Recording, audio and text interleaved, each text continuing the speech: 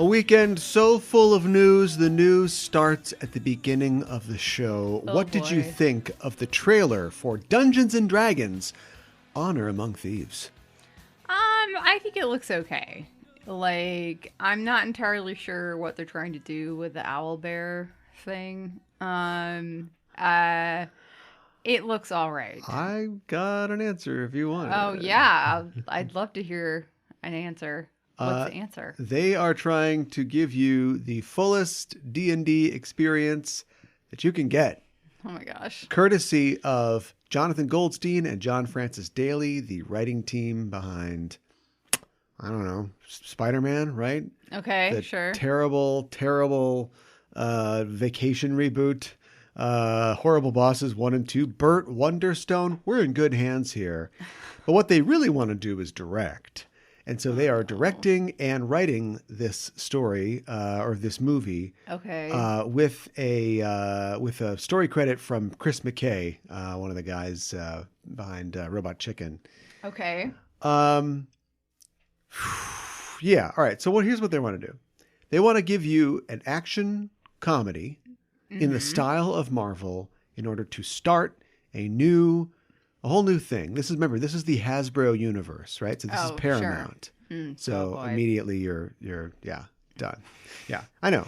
But they also want to, you can't fake the funk anymore. Mm-hmm. Even Paramount is starting to learn that you can't fake the funk. 5 Transformers movies had nothing to do with cartoons. And then a 6th one where they try to bring the cartoons in and it fails, and poor John Cena. But Honor Among Thieves is designed specifically to give you the Dungeons & Dragons experience. So you've got owlbears, you've got black dragons shooting acid, you've got gelatinous cubes, right? You've got beholders, you've probably got displacer beasts in there somewhere. It's going to give you the classic D&D experience. I'm sure you'll have a scene where somebody has to oh no, let's take a long rest, everybody. I have to relearn my spells. Right. And then they get attacked. I don't know. Yeah, right. And then they get attacked and they have to well, it's okay. We can just get them back. Right. Yeah. And then Hugh Grant to boot. Oh, Hugh Grant is in it? Yeah. How did I not realize that? He's in the trailer. Oh, gosh. Yeah. Okay. That's all right. Well, I guess Jeremy Irons was in the original Dungeons and Dragons movie, right? He's playing the role of Jeremy Irons, Hugh Grant. Right, exactly. Hugh Grant, 61. Wow. Looks 71. Ooh, gauntlet thrown. Well, but Jeremy Irons, 73, looks, 60, 61. So yeah, you're right. I don't know. Hugh Grant's coming apart fast. But anyway, they'll dress him up for this thing. Did you tell me, other than just going I don't know, did you tell me what you thought? I just said I don't know. Isn't one of the writers one of the kids from Freaks and Geeks? John Daly, yeah. Yeah. Yeah. Famous D&D episode in the Freaks and Geeks canon there. Mm-hmm. You'll also possibly find it interesting that Chris Pine, Michelle Rodriguez, Regé-Jean Page, all the characters are listed as their character names, but also as their classes. And apparently, in an attempt, I think, to show their stuff, not just with the owlbear. Mm-hmm. And what's the one, the lurker? What's the one where it's a tree trunk and it's got a rabbit, the tentacles? Oh God, I don't remember what it's called. The main characters are a bard, a barbarian, a paladin, a sorcerer, a druid, and a rogue. Not the classic fighter, wizard, cleric, thief. Interesting. Really, this should be Advanced Dungeons and Dragons: Honor Among Thieves. No, you're absolutely right. Where's the trident? Where's the bastard sword? Where's the net? The net rules. Get those in here. The net rules? So, yeah. What a horrible weapon, the net. This movie, it had a long road. It's about 10 years in development. Originally had Joe Manganiello, star and D&D player who he had about 10 seconds where he seemed like possibly a headliner, and then I don't know where that guy is now. I have no idea. But anyway, and then Dwayne Johnson was on it for a while. Yeah, right. But yeah, now we've got, and then Ansel Elgort was in it for a while. Oh, I'm glad he's gone. Yeah, not great. Bullet dodge there. But now I got Chris Pine and also Sophia Lillis, a.k.a. the girl from the It movies, who you thought maybe was going to go somewhere. Oh, okay. Got it. Or the younger, you don't have it. You don't have seen those movies. She was the younger version of Amy Adams in Sharp Objects. You got it. Okay, sure. I mean, it could be good. It's really hard to tell the way the trailer is put together if it is going to be any good. I don't remember the jokes landing super well, but I don't know. It could be fun. Am I weird in that Yes. I think that the original Dungeons and Dragons movie is not as bad as people say it is? It's pretty bad. It's not great, but I feel like it gets kind of Am a I bad crazy rap. in saying that the direct-to-video sequel to the Dungeons and Dragons movie is not that bad? I haven't seen that one. It's called God of something. It's the Orb of something or other. Okay. And it stars only the Blue Lips guy from the first movie, who Okay. died in the first movie. I don't know why he's back. I can't really remember how he came back. I mean, it's D&D. It's Raise Dead spell. Yeah, sure. Exactly. And it is very direct-to-video and about a tenth of the budget of the first film. But it's a lot more of a standard. We're a party. We go on Okay. a quest. There's a series of like set pieces or fights. You know, we steal a little bit along the way, and kind of figure everything out. So, Is Michelle Rodriguez, does she get sick of playing like the same character over and over again? tough girls. Yeah. She's going to be a barbarian, so we get to see her pump it up, Okay. get out there. All right. Let's. I'm excited about that. It used to so- be, she downs a bottle of Grey Goose and smashes it over her head, but Yeah, she's right. into yoga now, so maybe she just does the Tree of Woe. Oh my God. Okay. Or pain, or what's the tree yoga move? It's just a tree. It's just a tree. It's such you are a tree. Something this popular Yeah. that is so questionably of Eastern origin. Yeah. I know it's got better Okay. Well, it has to SEO have a than better that. SEO, There's but I gotta don't know be what it There's is. got to be something. I don't know what it is. Well, anyway, that movie embarrassingly. comes out on March 3rd, 2023, but hit yourself in the head with the Grey Goose bottle because there is too much else to remember, and you'll never even see this because of all the other things you have to see. Things that we'll talk about on this show, the Just Enough Trope podcast. I'm your host, Caliban, joined as always by my co-host. Hi, I'm Mika Hana. We're talking today about all the news that's fit to cast, about nerdy topics coming from San Diego Comic-Con. Yes. The triumphant return, would you say? The return of Marvel. Yeah. The return of Marvel. DC, although not so much as you'd know. Not a lot to talk about. No. How long was Marvel gone? They just weren't there last year, and there was no one 2020. Is that correct? They dipped a year or two before the pandemic. Oh, did they? Well, Okay. we talked about this a couple weeks, maybe a couple months I ago. do remember they were gone for a couple About years. how D23 and Star Wars Celebration were their opportunity to I'm doing it myself. Maybe they realized there's a lot that goes into it, and I think we talked about this. This sounds familiar. And they just appreciate, we'll let somebody else do all the legwork, and we'll just come show our stuff. Could be that. Yeah. It could also just be why remove they're going to do it anyway. Yeah. And so why be the guys that aren't there?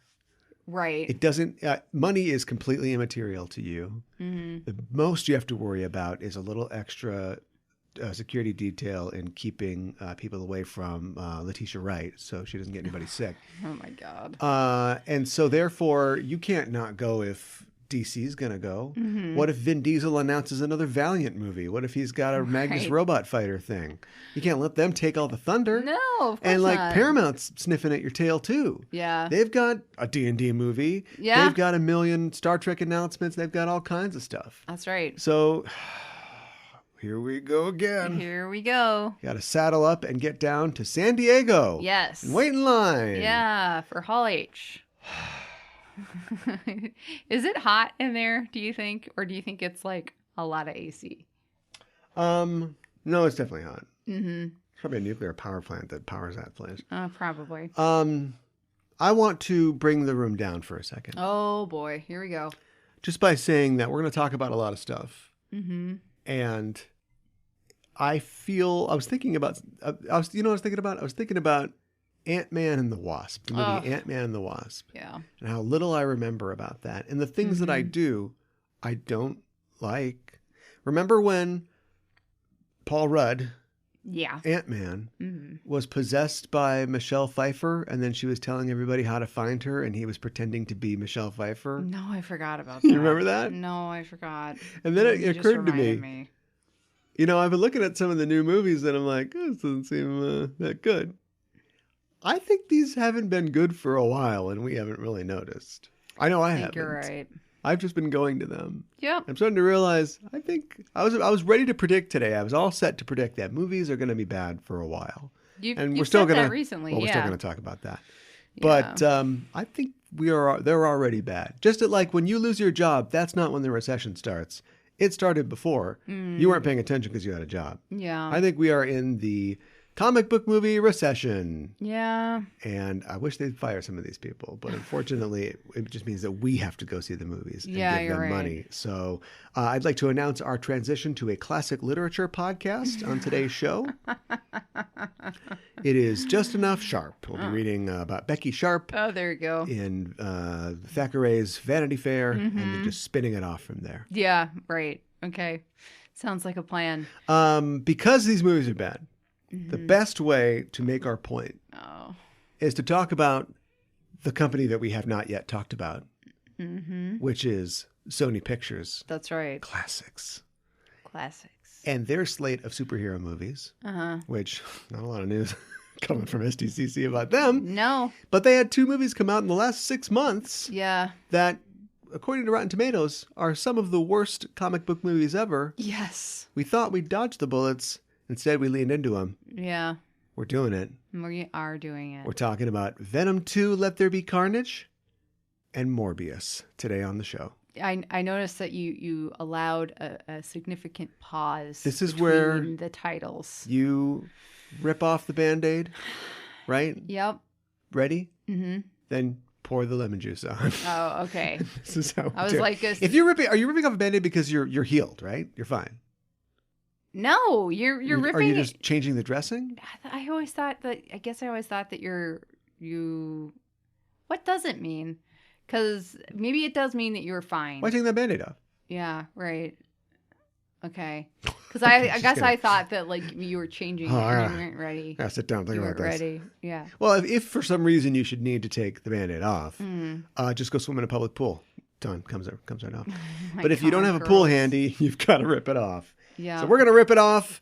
We're gonna talk about some bad movies and hope the ones coming suck on the wound. Aren't any worse. Oh my God. Sucking on the wound? Let a bat suck on the wound, because you're not healed yet. You know, when you have some good stuff, save it. Save it until I'm done with my spiel. All right. Which I'm required contractually to do. All right. I'm also contractually required to say, let's do the news. So why wait? Why even pause? Let's talk immediately about everything that Marvel has announced coming out in a bit. And I have a list. I have a schedule. I thought we could go through and sort of talk about what we know. I have to say, you know, recording this still within the weekend in question, I have not read all the interviews, done all the behind the scenes stuff. Yeah. So this is, even though this is kind of coming out at the end of the weekend when you probably could get more from a Joe Blow video on YouTube, we appreciate you listening to us. And this is kind of like if we were doing it from the floor, basically. Right. So, but I'll try to give you as much depth as I can, as we both can, about some of these projects. Let's start off with the end of Phase 4. Yes. Which is coming. We have been in Phase 4 this entire time, whether you knew it or not. Yeah, right. We are within Phase 4, solidly. Yeah. And the end of Phase 4 will be Black Panther Wakanda Forever, which is releasing on the 11th of November in 2022 of this year. Yes. There's a trailer out. Yep. What are your impressions of the trailer? There's a lot happening in the trailer. There seems like there's a lot of ceremony and everything, but I find it very confusing to follow what the story is. I can tell you the entire story if you want to hear it. I would love to hear it. And if the audience wants to hear it as well, I could do that. Yeah. Spoilers. Yes, obviously spoilers. Guesses, but this is absolutely what's going to happen in the movie. So in the movie, we see a couple different things. Mm-hmm. We see a lot of people dancing in white. Yes. That's T'Challa's funeral. Right. We also see they do a good job of like hiding things, like what's her name on Home Improvement? You'd never know she was pregnant. Yeah, right. But Nakia, I believe, has had T'Challa's love child. Right. And so... And they were married at some point, right? Maybe or maybe not. Oh. Because we see somebody, you know, in a wedding dress or what looks like that, but it could be mourning garb as well. Maybe this is a wedding that we're seeing. I don't know. Okay. I just feel like white seems to be like more of a celebration of his death, but that's just my opinion. Yeah. So wedding or funeral, who knows? Get Hugh Grant in here. And so she is having his child. Whether or not they were married and that child is an heir to the throne, we don't know. But if that child is born, then there's a regent still, right? Now, there's one thing when you have somebody ruling the country in a child's stead. Yes. But who becomes the Black Panther? Do we open the baby's mouth so the strength of the Black Panther can... No, of No, course so somebody not. else has to step in. Yeah, right. And in the trailer, we do see somebody step in. Yeah. We see a butt. And some claws. In a gold costume. Gold is the costume, the color of what's his name's costume? Killmonger's Black Panther costume. Whereas T'Challa had silver. So we flipped a coin. Wow. We didn't flip a coin. You said it was a man.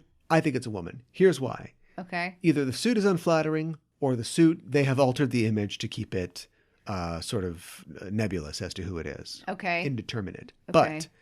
But two things.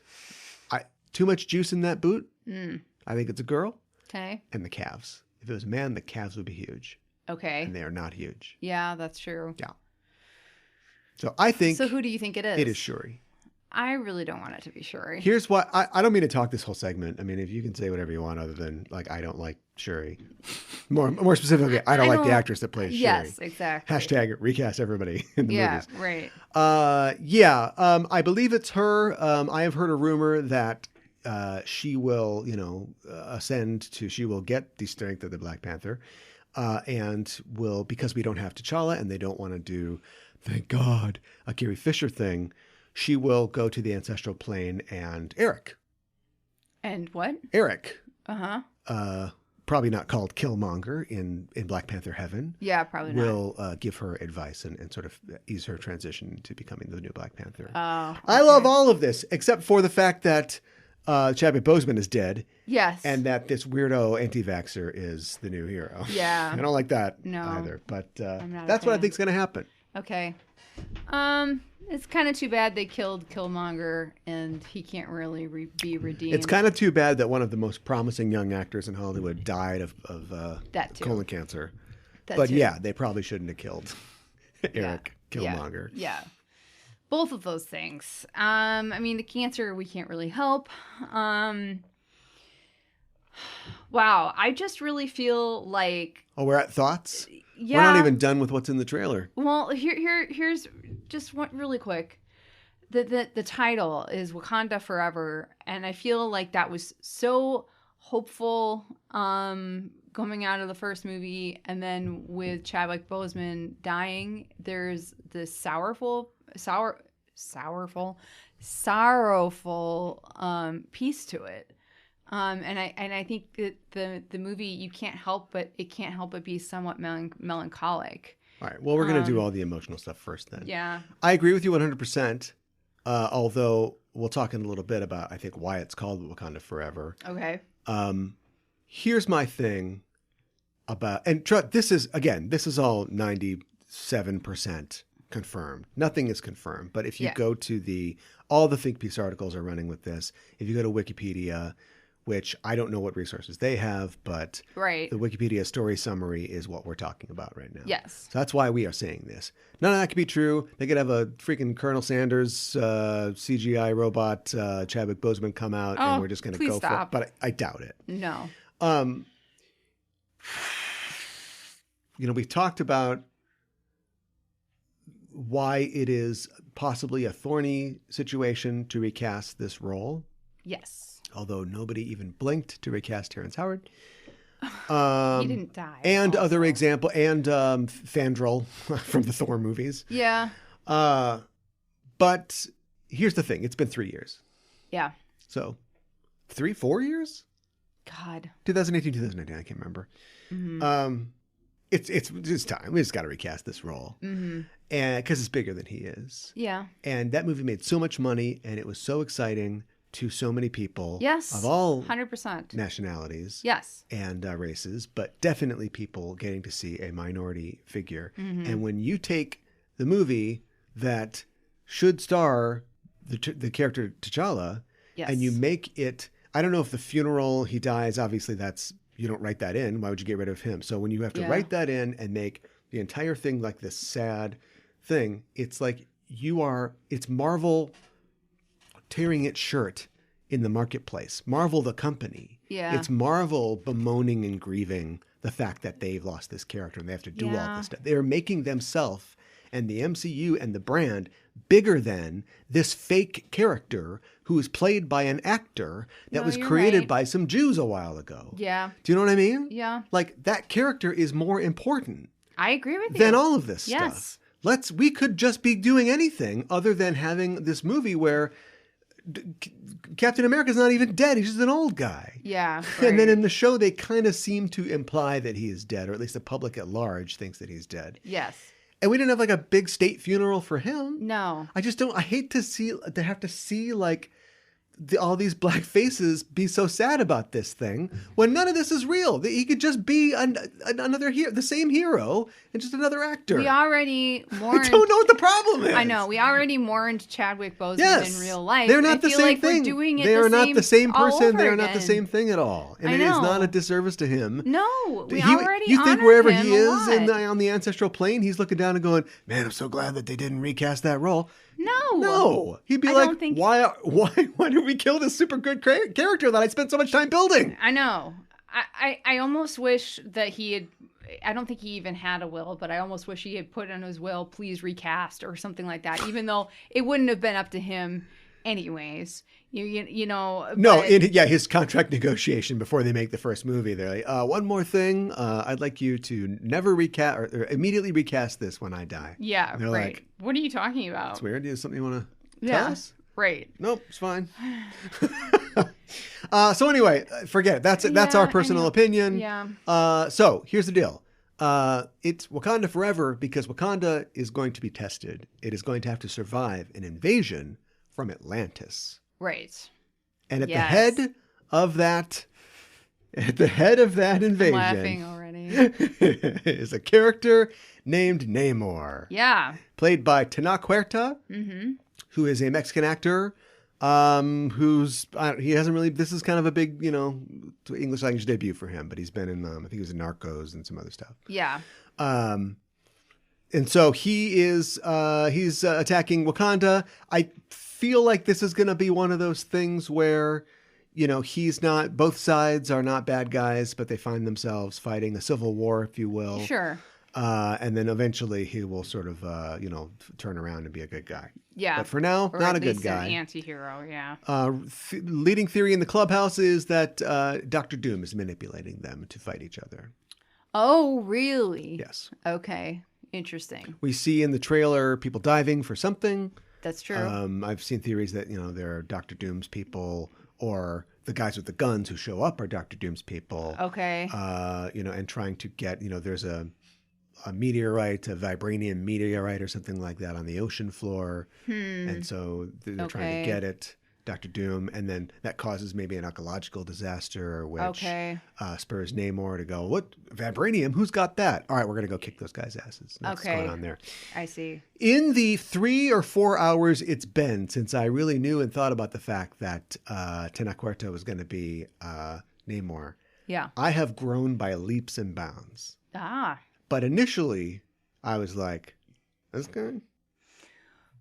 Let me say this. Let me just my off the cuff opinion. He shows up in the trailer, and the thing about they don't give him like a money shot in the trailer. They don't, and they really because they're being cagey. They're being very cagey, and is the thing about Namor in the comics is he's very recognizable, and he's white.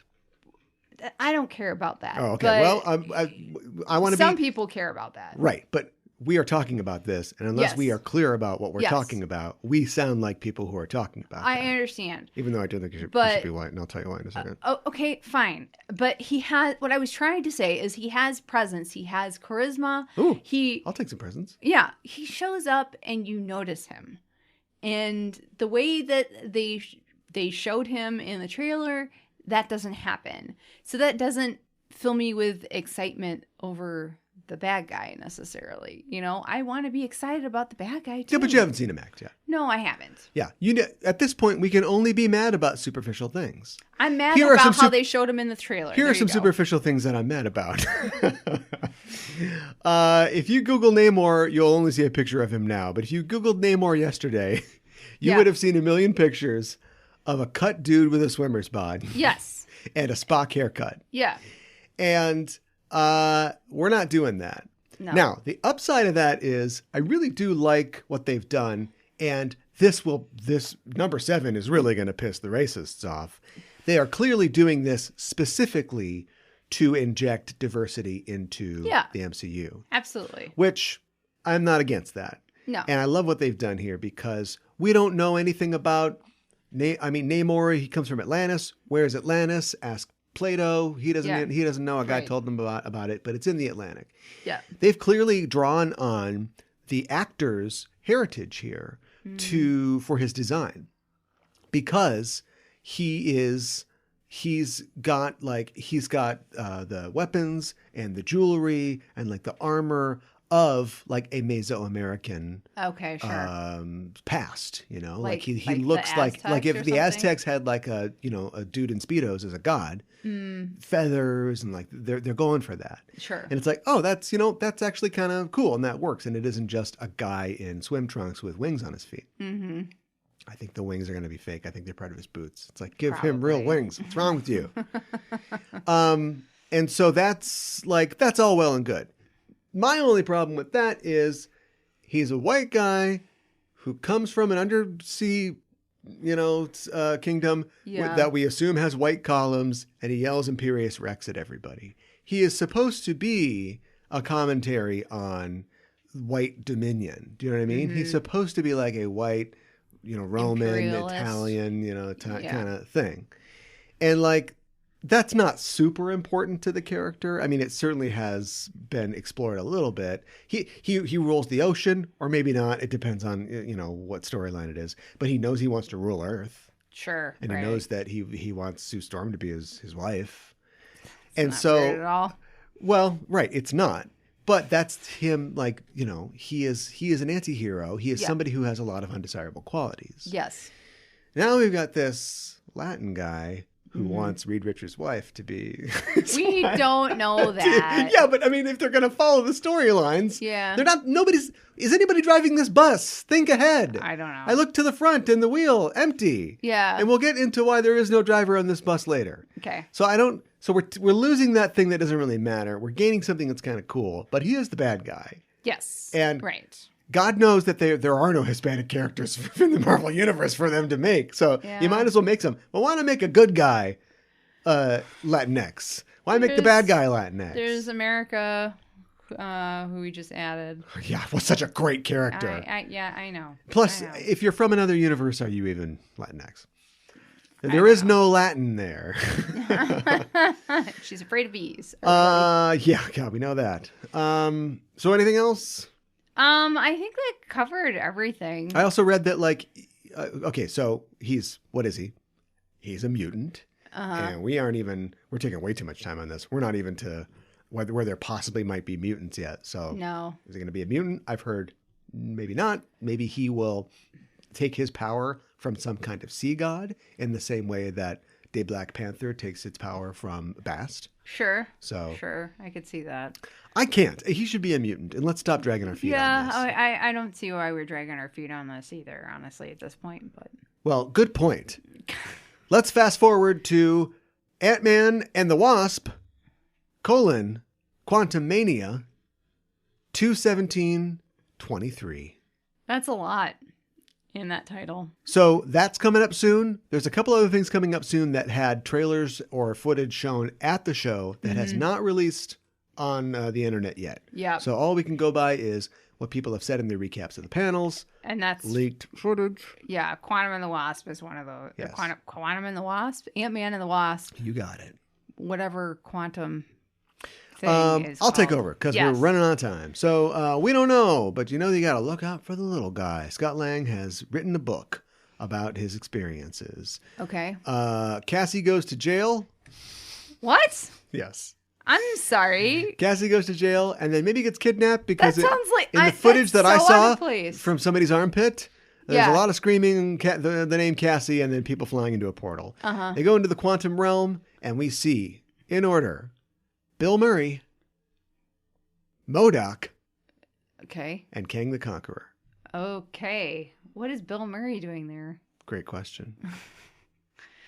Okay. And we're getting MODOK Probably in live action. laundering his history Yeah. for the 35th year in a row. Oh my gosh. Remember the time that he threw a producer in the lake? It was a woman, by the way. No. Yeah, because I he don't. didn't like what she was saying to him.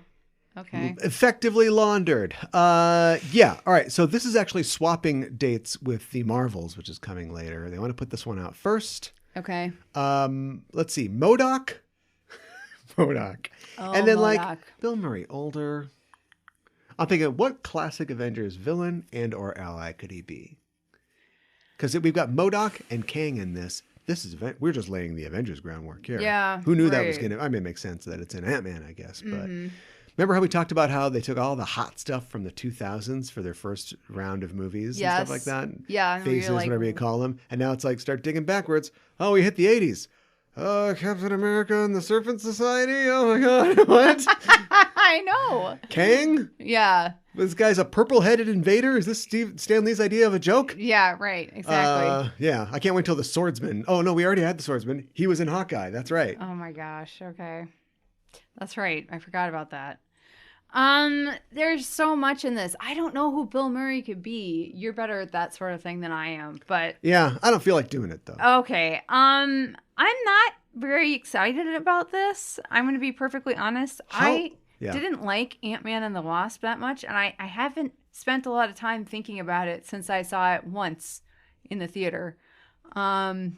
So I'm just not very excited about another movie. I don't know what it is. Like, I love Paul Rudd. I think he's hilarious. But it's just not that funny. It's not what that have you done interesting. for me lately? Yeah, right. I don't know. I started this whole rant by saying that Ant-Man 2 not as good. But maybe it will be better now that it has. Wasn't Ant-Man good in Endgame? Yeah, I feel like he sat out Endgame. The second movie. No, Endgame is the last one. Yeah. Not Infinity War. Yeah. Maybe when there are stakes, it will be good. And so Yeah. this is definitely setting up the entire next Phase 5. Of which this is the first movie, I forgot to say. Why the hell is Cassie in jail? Because just she's sounds also really stupid. had trouble. I think her going to the Okay. quantum realm will probably be how she gets her powers. Yeah. Because we have to launder some of these origins, because we'll talk about this when we get to our bad Sony movies. You don't want like Pym particles to be just laying around and then she snorts them. Or there's like Pym radiation in his body. She gets her powers not from Weird a suit. ways. They're innate to her. And her Okay. exposure to Pym particles over the years of her father being, I guess, an irresponsible parent that uses unshielded technology. So instead, she'll just get them by somebody will zap her in the quantum realm or something. Because we don't want our heroes to be bad guys or be responsible for No, we also things don't. that are The negative. footage that I saw, we also don't want to paint a black guy blue, and that's probably okay. Yeah, I think that's fine, honestly. But I mean, think like, that probably has happened something that we too know much. about King. Yeah. Purple helmet, blue face. Yeah, I We're know. not going to do that? No, Okay. apparently not. Thinking back to Hawkeye, that show we didn't finish, would you be yeah. more interested in finishing it if, A, you had a Marvel show that's based on a character from it that we're about to talk about, Okay. and B, you remembered that the swordsman is played by Lalo Salamanca? Oh, B. There you go. I like the actor who plays Lalo. I think he's great. Guy, shit-eating grin. Yeah. We don't know where this guy's coming from, Yeah. but he's kind of got his own thing going on. Yeah. Tony Dalton's got that lockdown. Yeah. That's his role. He totally has that down. All right, let's talk about the next thing that's coming out. It's a TV show. It's coming out in spring. We don't know exactly when. The next part of Phase 5, it is Secret Invasion. Okay. Now, they saw footage. Well, there was footage at the con. Yes. It is basically, I think, Maria Hill meeting up with Nick Fury and saying she's having trouble getting a hold of him. Now, we know he's been in space, but whenever you can't get a hold of him and then suddenly show up, Nick Fury's a Skrull. Yeah, right. Nick Fury's a Skrull. We know that for sure. Wait, wasn't she a Skrull too? Didn't we see both her and Nick Fury as Those Skrulls? are the good Skrulls. If you're going to have a secret invasion, you have to have bad Skrulls. This is already confusing, but okay. Well, they shouldn't have made good Skrulls. There's another reason that Captain Marvel was kind of a bad idea. Okay. Not like the entire idea of the film. I just mean like, the bad changes that they made. Do you remember Maria Hill? It's been a while since I've spent a thought. We can move. Let's kill her. Okay. Right? Yeah, sure. Why not? I hate to just kill another female character, but stop making so many side characters females. Side characters are for killing. Wow. We know this. Wow. Interesting fact about this show that we still don't really know anything about. Regé-Jean Page was on a cast list that was released today. Yeah. An hour later, Marvel went, wrong one. Here you go. And gave us a list without his name. And that was the only change. There's one name we want to remove from this list. Yeah. Page, Regé-Jean. That is all. That's not Marvel. You should know better. That's not how the internet works. So immediately you go, oh, so were you giving something away? Is he joining the franchise as a Skrull? Yeah. Is he joining as a different character who is secretly a Skrull? Or will be replaced by a Skrull? Right. Was he supposed to turn into somebody from somebody else? Right. So was his How did we screw this being up? cast supposed to be a secret? Is it all a work? Is it 5D chess? Yeah, they're just trying to get people to talk about it. Honestly, I think it was a mistake. I think somebody messed up and they tried to take a lot of back. Things are flying back and forth, a lot of ideas, a lot of releases. It's hard to, so it's hard to for instance, put sound in a trailer for a Mummy movie. People forget about these kind of things. Oh my God. Yeah, so there you go. Let's move on to our next item on our long ass list. We have to start going faster. Yeah. May 5th, 2023. Guardians of the Galaxy, Volume 3. Okay. And James Gunn, about the film, has said, this is the definitive end of his Guardians story. It's the end of the story, quote, I'm sorry, some stories have an end. It doesn't mean everybody dies. Well, that's really depressing, but James maybe, Gunn. Some people do. I think that's what we can take away from that, is that some people do die. Oh, did I forget to mention? Okay, well, we'll do it in a second. So I don't know. Okay. We saw the Guardians briefly in the last Thor movie, which just came out a couple weeks ago. Yawn. Let's talk about what we see in this. We see a tiny baby little rocket raccoon. Yes. So possibly we'll get some origins, Rocket's origins, for a spin-off Rocket show. You wouldn't make a Rocket movie. You could do a half-world show, though. Sure. Looks like Karen Gillan's Nebula will be back, and she's got a lighter personality. She's having more fun, which is, it's just somebody's got to weigh these things down, don't they? You can't all be like joke machines. That's what we saw in Thor. It didn't work. Yeah. Mantis is still in the... Here's the important thing. Adam Warlock is there. Mm-hmm. Adam Warlock is there. He is the new character. He is played by Will Poulter. Didn't we see him in the last... Didn't they show a snippet of him in the last... Why am I thinking we saw Warlock in some movie in an end credit scene, didn't we? We saw the egg that he was in. Oh, okay. That's what it was. This actor... he was in The Maze Runner... Listen. Oh my gosh. He was in The Voyage of the Dawn Treader. No clue. Look. He was in... The point is, he was Bandersnatch. He was in... We all remember when he was in Bandersnatch. Okay. He's also one of the characters in The Little Hope, the Dark Pictures anthology game from Supermassive Games. Okay. The makers of Until Dawn. Okay. All right. He's... look, man... let's talk about who they're getting. They're not sending their best. We used to get Brie Larson. We used to get Benedict Cumberbatch. We used to get Robert Downey Jr. Who are these people? I don't know. Okay, I'm down again on Tenoch. I'm going to go back to him. Okay. I started the bit about the swimmer's bod and I never finished it. Yeah. He's not like fat. No. But he's not a swimmer. Yeah. Do you know what I mean? I know exactly what you mean. And it almost like went the other direction. He's played a wrestler before. I would say that he is. I mean, his muscles are bigger than mine. He's a big guy. Yeah. He's big. He's got, big pecs. Yeah. But they show him like coming out of the water and he's got like folds, in his back. I can't look. They show him from the back, which is just like, okay. The fact that we were doing this to a man is some kind of triumph, isn't it? For somebody. Is it a triumph? I mean, we're doing it. And this is footage. It's too late to fix it. Yeah. You can't go on. He's like, I won't go on the Marvel diet. I'm okay. Yeah, right.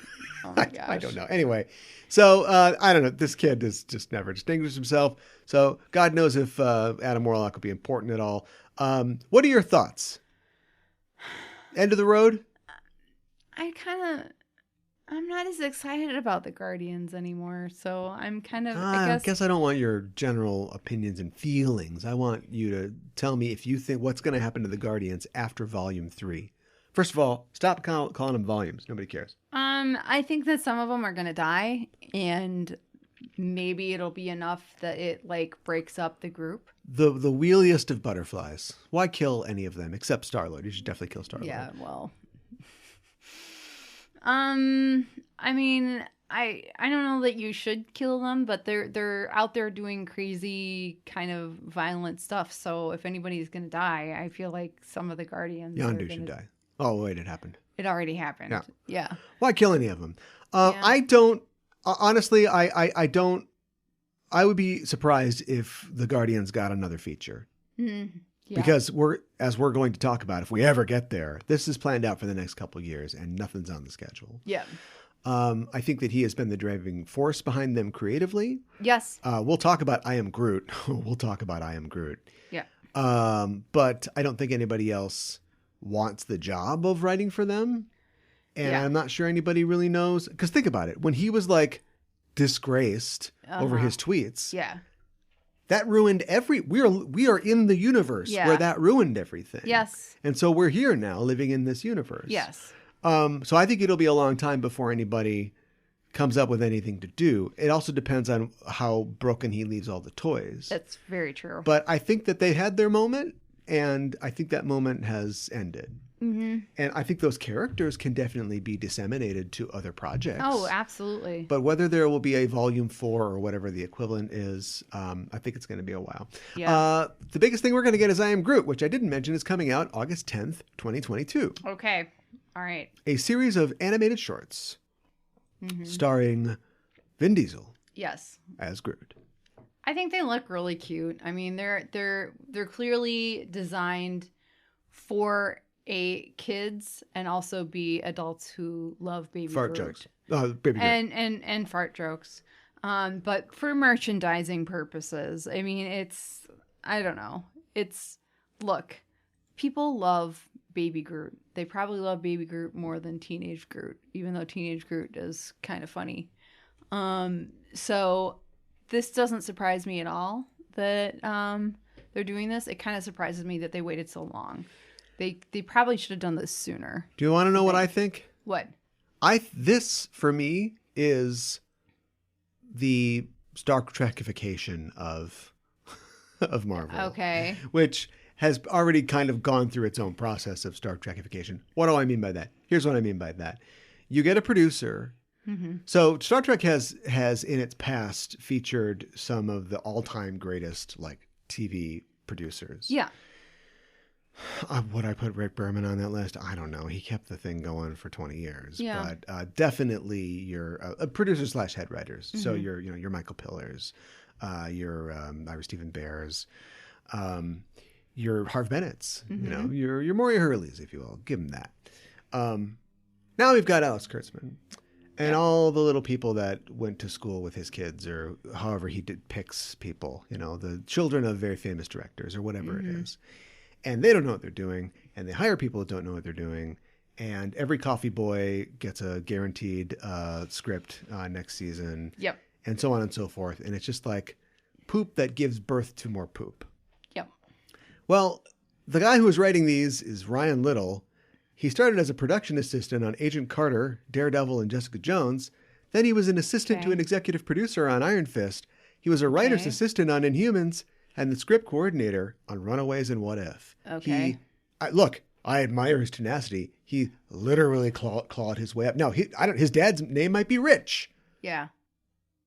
I don't know. That's both a joke about having money and him being the kid of Rich Little. Oh, famous impressionist Rich Little. Okay. I'm trying to figure out like whose kid he is or whose nephew he is. Right. That he has climbed from a PA. You know what a PA does? They get coffee. They get Agent Carter's coffee. Yeah. Or her tea. Right.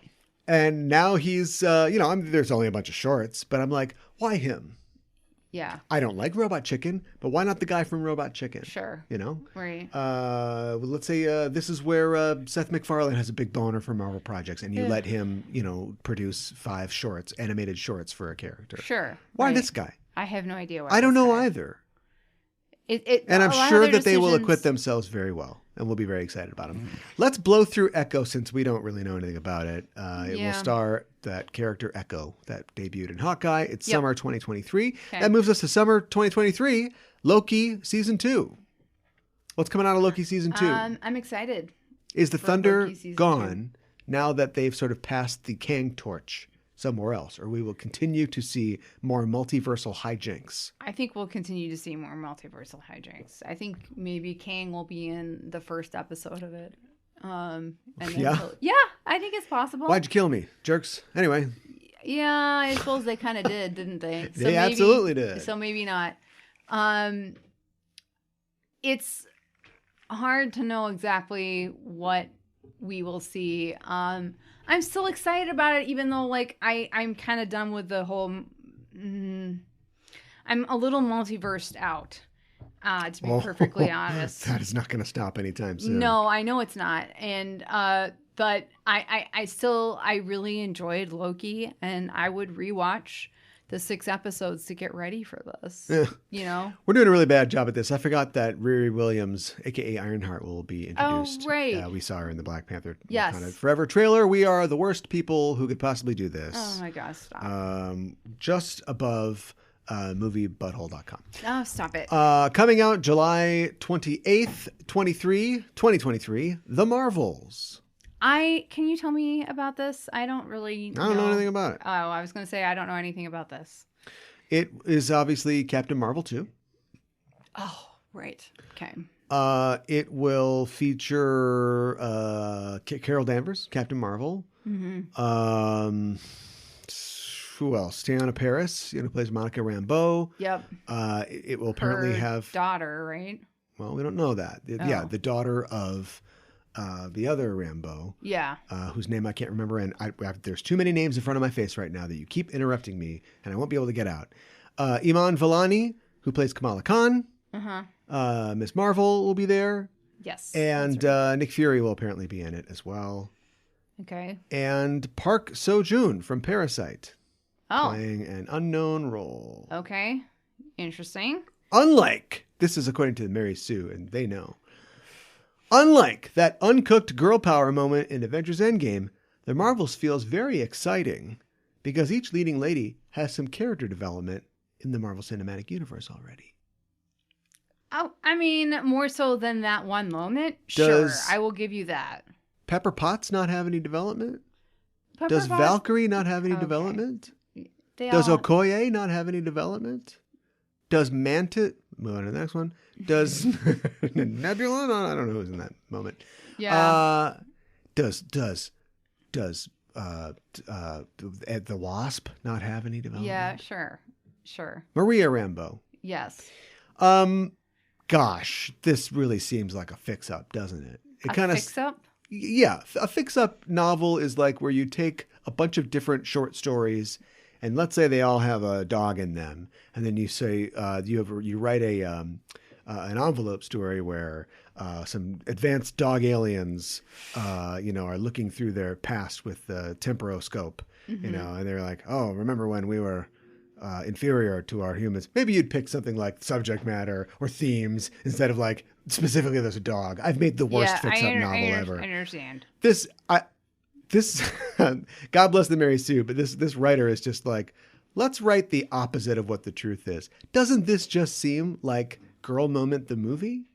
Like, to me, it does. Girl Moment the movie could totally work. God knows every other movie is Boy Moment the movie. Yeah. But it's literally just these characters have nothing to do with each other except that they're all just female heroes. Well, and like Ms. Marvel looks up to Captain Marvel. Yeah, right. And stuff like that. But I don't think that she met Carol Danvers in the miniseries. Well, you're going to get to see her mark out when she meets Carol Danvers in this film. Yeah. So I don't know if they'll be, will they be dealing with the fallout of Secret Invasion? Because there's the Skrull connection. Will they be doing cosmic things? I guess I'm not really criticizing so much as saying this movie has a lot of potential, but I don't know what it's about. And I don't think anybody does. And we got a whole year to find out. Yeah. Yeah. I think it has the potential to be really good. But it has the potential to look, it could be better than the original Captain Marvel movie, which I honestly didn't enjoy very much. It could be better than that. But it depends on the writing and on how they bring the characters together. You don't think so? God, I heard a knock on the door, and there's a lot of blue-haired girls out there who've got boards with nails through them. Yeah, I know. They're mad and lead pipes. They're mad. Yeah. So you didn't like Captain Marvel. Write a better movie. I didn't like it either, but they already hate me. Well, I have nothing. I don't have anything against the character. I just didn't like the movie. So. You didn't think that the people behind the indie hit Short Term 12 could write a good sweeping cosmic story about a Kree hero, warrior hero, who's here to get a cat or something? I think Short Term 12 was better than Captain Marvel, and it's a much different film. So no, I don't think that they did a good job. And I've said it before, I will say it again. I feel like the 90s music references were like shoved in there. Well, all music references everywhere are shoved in. Yeah. Why would you put No Woman, No Cry at the beginning of it? It's like, what white guy picked that for your Wakanda Forever trailer? The anchor is we keep going back to Wakanda Forever and like an alternate universe where Chadwick Boseman isn't dead. But we live in this one. We do. Loki season 2. Yeah. We live here. I know. Does Loki, the TV show, exist because they, like myself, looked at their schedule and went, we don't have an RDJ. We don't have a Chris Evans. We don't have a Scarlett Johansson. We need star power in this thing. That's why we got to get TH back in this thing. I think, and they were like, holy crap, we killed one of our most popular characters. Well, it wouldn't have mattered if we also weren't letting all those other characters go. You're right. Unless we need star power, which is why on November 3rd, 2023, Mahershala Ali becomes Blade. I am looking forward to this. The only thing I want you to say is whether or not you think they will try to match the tone of Wesley Snipes' Blade. I don't think that they will, unfortunately. So he's not going to say, the world you know is a sugar-coated topping. No, I don't think. But how do they then differentiate themselves from? I think who we all know is Blade. Yeah, I know. I think Zack Snyder has never listened to anybody. No. But I do think that he made, oh my God, a quote-unquote good choice when he decided to make his Superman a black and white Randian super freak. Because if he had tried to make him a fun Christopher Reeve-esque person, it never would have differentiated. But instead, he created a selfish Superman that internet robots love. Yeah. And that's why we have what we have today. Yeah. It's hard because I love Wesley Snipes and I love Blade. But I just think that they're going to go way more serious. And I am a little nervous because Blade has a daughter in this. We know this from announcements that have previously been made. So, does that mean that he's going to pass the legacy on to his daughter at some point? I don't know, but I hope we get at least one full movie with Mahershala Ali as Blade. Because we've been anticipating this for a really long time. And just give us another Blade movie already. I don't know. It would be cool if they could somehow sprinkle in some comedy. It would be cool. But I think to differentiate it, they're going to make it pretty serious. I don't think that any Marvel project can be fully serious. I think that the closest that we got was something like Eternals, which failed conclusively, even though it's in my top 10. Yeah. Maybe top 5 if I'm high on glue. I really enjoyed that movie a lot. I know that it's got its flaws. But the problem with that movie is that they literally went, oh my God, everybody is just staring at each other and not making any facial expressions. They're literally robots from space. What if, thank God we've got a comedy character, literal comedian, whatever his name is. Kumail Nanjiani. There you go. Yeah. Look, I'm an equal opportunity name forgetter. Mm-hmm. I know. I think it has just been minorities in this show, but I promise I'll forget some white people's names. And so instead, we'll just like every single thing that he just says and does is jokes, even though he's literally the character that at the climax says, I'm not going to help. I love myself more than I love you guys. Yeah. Family, peace out. Yeah. What a funny thing for the funny character to do. I know. And they didn't like frame it in terms of like, I'm funny because I'm sad on the inside, or I mean that's kind of cliched, but like it's literally just like this character is just not going to be a part of the end of this because maybe he's been too funny. I don't know. Who can really say? Yeah, right. But if he wasn't so funny all the time, maybe we would have had time to develop, Angelina Jolie's character instead of her being a zombie the entire time, depowering women. Yes. Look it up. It's a trope. Yep, I agree. So anyway, looking forward to Blade. Here's another thing that I don't like. We don't know yet. I think we can pretty much guarantee Blade won't be rated R. Right? I mean, and so therefore, it's unlikely. Why? Why make a Blade? But I hope it's scary. I hope so too. I don't think that they're able to make genre movies. I think their genre is just Marvel, even though they're about robots from space, or they're about green aliens from space, or they're about blue aliens from space. Sure, right. A lot of aliens from space. Yes. So we'll see. Let's move on. Let's talk about fall 2023. Ironheart, the show. Ironheart. Where do you think Ironheart will land on the Hawkeye to Ms. Marvel spectrum? They got a hit on their hands. Ms. Marvel is aimed squarely at 14-and-a-half-year-olds. I think Ironheart is going to similarly be aimed at teenagers, I think. Especially with Ms. Marvel being successful. I think they're going to go for that demographic again. Yeah. Because they're the superhero fans for tomorrow, Except they're here today. What? Except they're here today. What are you talking about? I just mean like they're going to turn into adults and like be, make them a fan now while they're young. Right. Is what I mean. You ever see a Pixar movie? Yeah, sure. Notice how they're not like aimed at a demographic?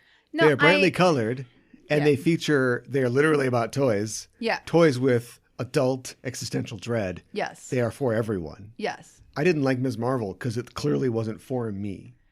I know. It didn't really ring true to me either for the same reason. But no, I'm not saying that you need to flatten everything. Like I don't think that like there needs to be an extended bit where Oscar Isaac takes too many X-Laxes instead of aspirin, and then he's got to like fart a lot while he's running away from a jackal. Oh, the comedy of Moon Knight. Yeah. But at the same time, it's just all right. You know what? There's something for everybody. Yeah. Even though we're all forced to watch all of these. I think that's a federal thing. It's not just state level. Yeah. Let's talk about winter 2023 and 2024. Okay. 2 years of Agatha, the Coven of Chaos. Look, she was fun in WandaVision, but I don't really think she needs her own TV show. You've been negative on every single one. When are you going to smile? Give us a sunshine smile about one of these properties. I said I was excited for Blade. I haven't been negative on all of them. No, you want it to be funny and dark and R-rated like Wesley Snipes. I said I was excited for it, though. I did. Yeah, well, the world you know is just a sugar-coated chopper. All right. Okay. We don't know anything about this, and who cares? It could be fine. It could be fun. I like her. In order to matter, it has to set something up. So what's it going to set up? The last one set up the Scarlet Witch, which, no pun intended, kind of went nowhere. It went to a mildly successful Doctor Strange movie. But we know America Chavez is coming back. What the best part is, if they had nailed that, nobody would even point out the fact that her name is America. But instead, she is a two-dimensional paper person of a character. And so all you can talk about is her name. And everybody thinks that they're dunking on Marvel because Marvel has now made the broadest, stupidest metaphor in the world is to name a character that's in trouble, America. And they look like idiots because they don't know that's a character that's been around for almost 20 years in the comics. Right. But B, the writing is so bad that it kind of makes them right. It makes it completely plausible that Marvel thought that was something okay to do. Mm-hmm. And she got stung by a bee. Let's move on. What could it possibly set up? I don't know. Shumagorath, who they keep teasing and is just never going to show up. I don't know. Or where did Dormammu? Everybody thought Nightmare was going to be the boss of Doctor Strange too. No idea who this character is. So maybe Nightmare will be part of that. Nailed it. Spring 2024. Daredevil, Born Again. I'm excited about this. Are you? Yeah. I said yes. In 2011, whenever that stupid first season of Daredevil came out, stupid, it was fine. I enjoyed it. You completely screwed yourself because you killed Ben Urich and Wesley. Yeah. You can't do Born Again. There is no Born Again to do. The only thing that you could do is Kingpin knows who Matt Murdock is. He can reveal his identity. But it's not going to take 18 episodes to do that, is it? Or are they going to multiverse it and have Ben Urich be alive still? Honestly, I would take that. Okay. I would take that. Or I would take them killing Karen Page.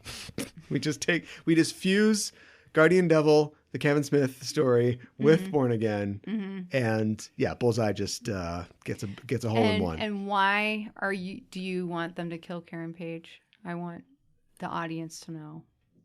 Because of what comics decided to do with her. Oh, there's nowhere to go. You can't. They're not going to make her into a drug-addicted, HIV-positive porn star. That's just Frank Miller being edgy. Yeah, let's not do that. But you still wanted to have that tragedy in his life. Mm-hmm. He has experienced the death of Elektra. If you want to keep going with dead girlfriends, and honestly, maybe you shouldn't. So I'm not saying that I really want this to happen. But if you want to, then the next step is the chick that plays D&D all the time. She'll have more time to go play D&D. Wow. How much money do they get from that? I don't know. I have no idea. I bet when that started. Yeah. I was going to say they sat down with Matt Mercer. I don't think he has any power. He's a talent just like they are. Whoever the media conglomerate is that makes all those videos and owns that brand, sat down with each of them and said, with their agents, and said, when this explodes, and it will, because you have to believe it will, otherwise why are you making it? Right. You will get 8.5% of the comic books, of the dramatized podcast revenue, all the things that we're going to make off of this character that your C-level actor went, I'm a dwarf, haha. Millions of dollars come out of that. Yeah. It's a real High School Musical situation. No, High School Musical 3 situation. What do I mean by that? I was walking through the store long time ago, years ago, and I saw High School Musical 3 bread. And all the kids from High School Musical 3 jumping up in the air. Yeah. Because they were on bread. Like Wonder Bread or something. When you took your first acting lesson, when you were in that first Christmas pageant as a child, did you think that you would be on bread? Right. In 100 countries around the world. No. You can never tell where this is going to go. Your face is selling Daredevil, bread. Born Again. Yeah, there you go. So anyway, 18 episodes. That's crazy. That's a lot. Do I have that right? Do I have this right? It's a lot. There's a lot of episodes. It's a lot, especially when you start, you stop to think that this just came to mind. Like most of the new Star Trek is like 10 episodes. I think Discovery is the special child and gets like 13. And that might be too many. Yeah. So 18 seems like a lot with the way that they do TV these days. Well, let's talk about lots of episodes, lots of movies. The first non-Shane Black, non-Taika Waititi Marvel property to reach movie number 4, Captain America, New World Order. All right, let's talk about it. This just seems like a long time coming. I feel bad for Sam because I feel like this should have... loan? Well, I just feel like... Sorry. No. That's where we left that character, by the way. I feel like this should have been planned for, shortly after the TV series. Yeah. But COVID... To go off of that. COVID messed everything up. I know it did. Yeah. But I just feel bad for him. We know nothing other than he is. It's called New World Order. Now, I explained to you off mic. I won't belabor it here. This comes out May 3rd of 2024. I won't belabor it here, but I just wish that Black Captain America has so many obstacles to face. Yeah. Not to mention being arrested by the cops when he's trying to beat the Serpent Society. Yeah. That I wish that he just got one movie where he gets to punch some people in funny costumes and have a good time, be Captain America, give a speech.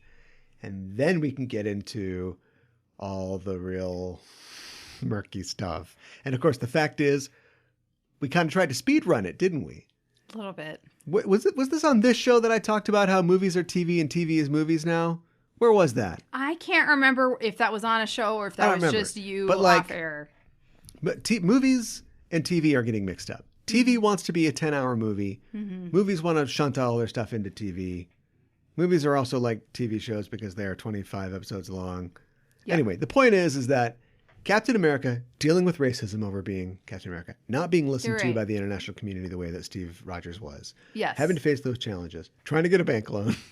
That's all. Wow. This is movie level stuff. Yeah. This should be in a movie. Yeah. Not in a show people may or may not watch. Right. But they spent all that already. So now we're going to do Captain America New World Order. Yep. It's if this makes $1 less than any of the 3 previous Captain America films, it will be called a failure, whether or not it is a failure. Yeah. And it's called New World Order. So you've got racists and anti-globalists are all going to heap mountains of shit on this film. And Sam Wilson. So. Well, on Anthony Mackie, the actor. Yeah. Yeah. Him. So I'm unreasonably excited to see this. I actually don't know who's writing it. I'll tell you if I stay excited once I learn who's writing it. Sure. We already know the director. Whatever. It's fine. So I want to see this so bad, but it's got a mountain to climb here. Yeah, and Marvel's doing this thing where they're giving directing jobs. Do you think they didn't want to recast? Have a lot of experience. Yeah, we've talked about that a lot. Yeah. Do you think they didn't want to recast male African American black hero T'Challa because they've got a black Captain America? No, I think that Do you think that overloads their diversity? No, I don't. Think about it. You don't have to do it silently. I'll sing, but I want you to think about it for 5 to 10 seconds. I don't think that that's it. I really don't. I think that they thought they were doing Chadwick Boseman a solid by honoring him.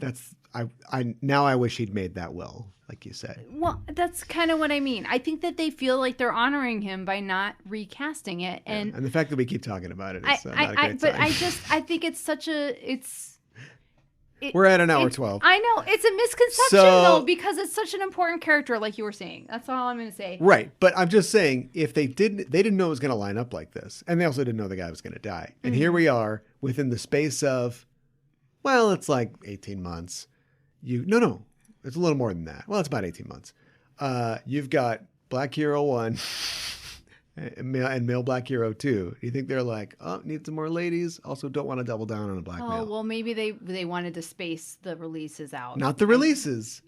The literal deciding we're not going to recast this character and we're going to make it a girl instead. No, I don't think that's I think that there is a computer with a mouse ear hat on it that makes all these decisions. Like the decision to release Thunderbolts, July 26th, 2024. Please tell me what this is. Thunderbolts is, oh boy, if you thought that a guy from an Australian TV show, Thor, a guy who drives a Jeep Cherokee and sings about Janie not having a name, a guy who got so high he was throwing imaginary rats out of his car on Hollywood Boulevard. A guy who was not another teen movie. You're just And describing everybody. Mark Ruffalo was talked about for his acting. The romantic lead in 13 Going on 30. If you thought that was a weird collection for a blockbuster film of the summer, try the cast of Thunderbolts. You've got Kurt Russell's kid. You've got bad Russian accent from Black Widow. You've got, I don't know, whoever the rest of the people are. Well, the Thunderbolts are a team. It's Marvel's Suicide Squad. Yeah. And what is significant about them, and I'd be surprised depending on how things advance, because they seem to be wanting to go in a Dark Reign kind of way. This might turn into like Dark Avengers before it's, unless you want to do Thunderbolts and then somehow squeeze in, and you'll see there are some open slots on our thing here. I forgot to mention that Valentine's Day 2024, untitled movie release. Okay. So we squeeze something in here and there, phase 6, maybe they'll become, because in the world of the comics, Norman Osborn becomes like the head of S.H.I.E.L.D. or the Secretary of Defense. Yeah, that's so weird. And the heroes are all scattered, and he assembles the Dark Avengers. He doesn't call them that. He just calls them the Avengers. Wolverine's son masquerades as Wolverine. Bullseye is Hawkeye. Okay. Moonstone, I think, is Ms. Marvel. Ares is just Ares, but he's like, don't worry, I'm a god, a god of war. Okay, sure. Venom pretends to be Spider-Man. Okay. And so they are doing bad things, but they're the Avengers. Sure. And at their head, what the fuck? You've got Veep herself. Yes, Julie Louis-Dreyfus. Yeah. Selena Meyer. Yeah. Okay, I forgot a white lady's name. I'm even now. Okay. That's all good. I just remembered it, I guess. Thunder Thoughts. It could be interesting. I guess. I don't know. And I mean, didn't 2 Suicide Squad movies tell us it won't be interesting? But Suicide Squad was bad. I mean, yeah. But that's also a different company, so I don't know. It's James Gunn. Yeah. I mean, know. This isn't going to be, you know how they're going to balance these guys being bad? How? They'll be kind of funny and maybe they're not so bad and they're anti-heroes. Yeah, it's going to be the same sort And of what's thing. the tone for that? Funny. Jokes. Yes. Yeah. So we already know. I don't know. If this was like, if The Boys, maybe they'll do The Boys. Right. Which, please don't do The Boys, please. Please don't. Yeah. All right. Thank God we're near the end of this. We have, ironically, 2 more years, but only about 2 minutes worth of stuff to talk about. The first thing being the start of Phase 6 on November 8th, 2024. Okay. Fantastic Four. You did not have to wait until a 4-year, guys. You could have done this at any time. Yeah. Why wait? So, this is over 2 years out, slightly over 2 years out. Right? Yeah. You got to cast it. Yet. It's all, they're designing it and writing the script and they're doing all the things right now. Yeah. You got to cast this. You got to shoot it. Right you away. Put it together. Remember, this is all dream team, best case scenario schedule, but they won't just appear for the first time in this film. Yeah. So where do you think, every one of these I'm trying to have like a unique thing to ask you. And Sure. you're kind of delivering on answers. Mostly I'm interrupting you. So where do you think one or all of the Fantastic Four will appear before the Fantastic Four film comes out that November? Loki Season 2 is my answer. What's your answer? Oh, that's a really good question. It could be any of the multiverse stuff. We didn't talk about She-Hulk, but we've already talked about She-Hulk. It comes out soon. It comes out very soon. Yeah. We'll talk about it on the show. Right? I mean, She-Hulk might be interesting if they were to show up there, but I don't think they're cast yet, so I don't think that's going to happen. She's got a connection to the Fantastic Four. Right? If them debuting Daredevil, Charlie Cox's Daredevil, spoilers for the end of the new trailer of She-Hulk, in there, because they are both lawyers in the Marvel Universe, and Jen Walters is friends with the Richards family, they absolutely could have something like that That happened. would be really cool. She used to date Wyatt. I don't know if I hope Wyatt is a character in the Fantastic Four movie. Mm-hmm. But they could have like Johnny Storm, like, God, you crashed your Ferrari into another Starbucks. You can help me out, Jen, can't you? All right. Send the bill to the usual place. So either there or it could be Daredevil. I'm asking about Fantastic Four. Oh, you think they're going to show up in Daredevil? They could show up in Daredevil. You don't think so? There's no real connection there. Except for Mark Waid wrote him for a little while. Okay. 5 seconds answer. I say She-Hulk. Although I think that's doubtful, knowing that's coming out too soon. Yeah. What? No, that was my answer. You said my answer was, She-Hulk. Yeah. Why She-Hulk? Okay, I hope that's true. Valentine's Day, they just stake out Valentine's Day. We do it. Yeah. 2025, Untitled Marvel Project. Oh, get your romantic dates ready. Okay, I'll tell you what the movies are later, but here's 2024 through 2026, right? 11, so the first week of November, Fantastic Four. Valentine's Day, Untitled movie. First week of May, Avengers, The Kang Dynasty. Last week or second to last week of July, Untitled Marvel. First week of November, Avengers Secret Wars. Next year, Valentine's weekend, Marvel. First week of May, Marvel. Second to last week of July, Marvel. November, first month or week, Marvel. They're just like, I'm just going to put, they're the man spreaders of the movie industry. Yeah. All right, let's talk Avengers, The Kang Dynasty and Avengers Secret Wars. Do you think that there is a thing in place to buy Sony, and they will have it done by 11/7/25 in order to recreate the reason that they did Secret Wars in the comics in the first place is to get Miles Morales into their universe. But in this case, they want to get Spider-Man in their own universe. This is all a joke. I want your real answer. That would be really cool. I don't think that Sony is, after the success of the last couple of Spider-Man movies, I don't think they're ever going to sell Spider-Man. Yeah. Technically, this is phase 6, right? Yeah. Now, phase 1, 2, 3, blah, blah, blah. Thanos began the end of the first phase, I guess, the Avengers in 2012, right? Mm-hmm. And then was the final boss of the end of phase 3. Mm-hmm. The final boss for Secret Wars would technically be either Doctor Doom / the Beyonder. Mm-hmm.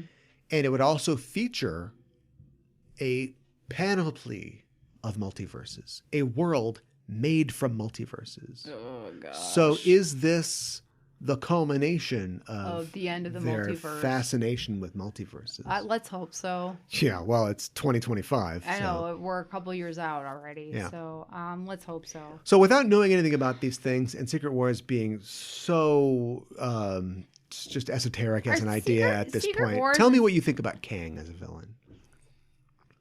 I don't think they've done anything. I don't know a lot about Kang personally. It's free travels through time. Yeah. I don't think they've done anything interesting enough with time travel yet. So maybe he will be the answer to that, or maybe it'll just seem weird that he's even here.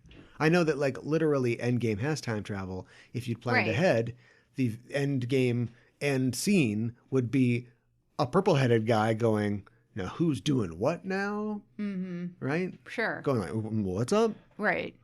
Who's time traveling in my time stream? I gotta. No, they've effectively done that by having the one that remains and everything in Loki, but yeah.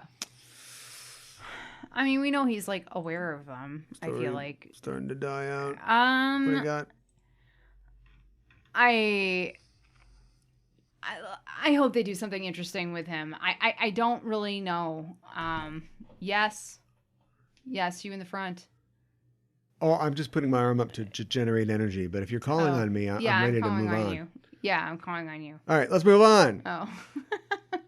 What If returns season 3. Wait, there's a season 3? It has been greenlit before season 2 comes out.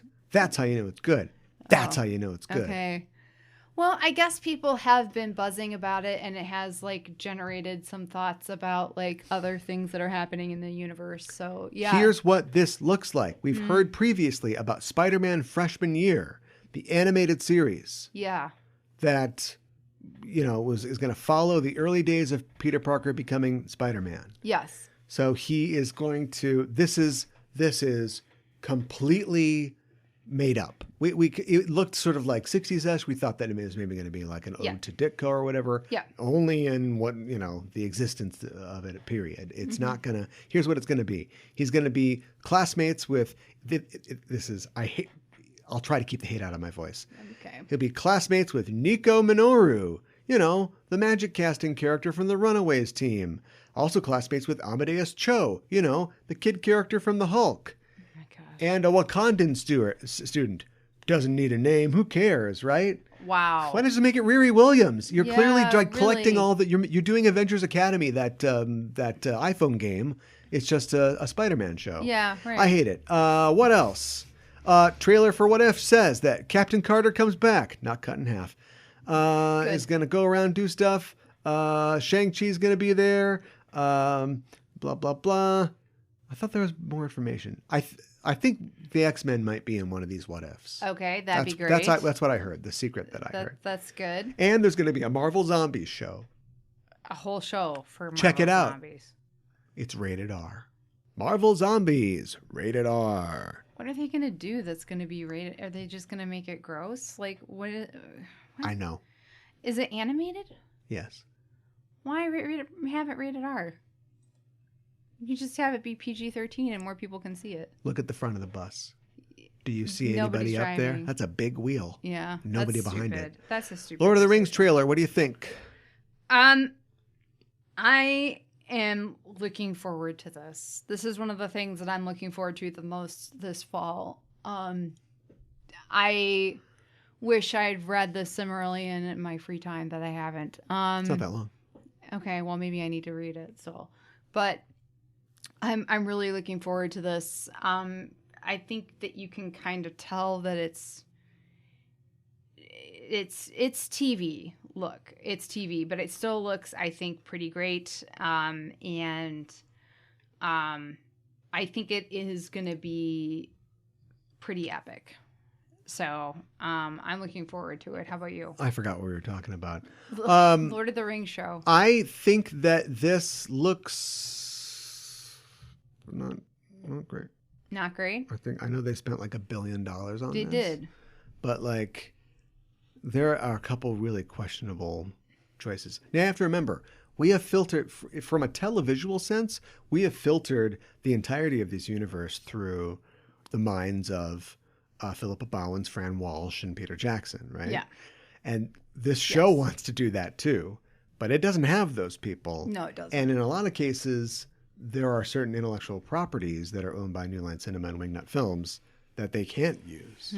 So I think that Wingnut is, for the most part, being gracious with allowing them to make things that remind us of things from the Lord of the Rings films. But that doesn't matter. You can have all the pointed ears and all the gold armors in the world if you don't know what that world's supposed to feel like. What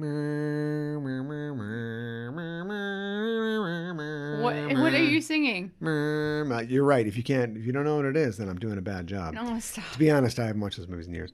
There's in a ground in the hole up your ass lived a hobbit. It's like, what is the world? And like the first shot of this trailer is like, oh, I'm stacking. There, I did it. I stacked 1,000 helmets. That's an achievement.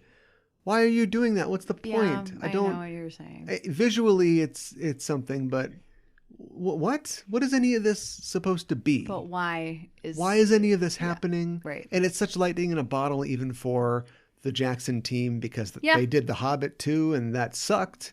It was not great. And it wasn't even different in the way that the book The Hobbit is different than the book. I'll divide it into 3 books, Lord of the Rings. Like, it was just rushed and bad.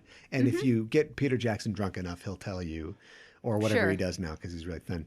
You get him high, he'll probably tell you the same thing. So I don't know. I can only know by watching it. But I see things that make me think that this won't be good. And the things I see are called episodes of The Wheel of Time.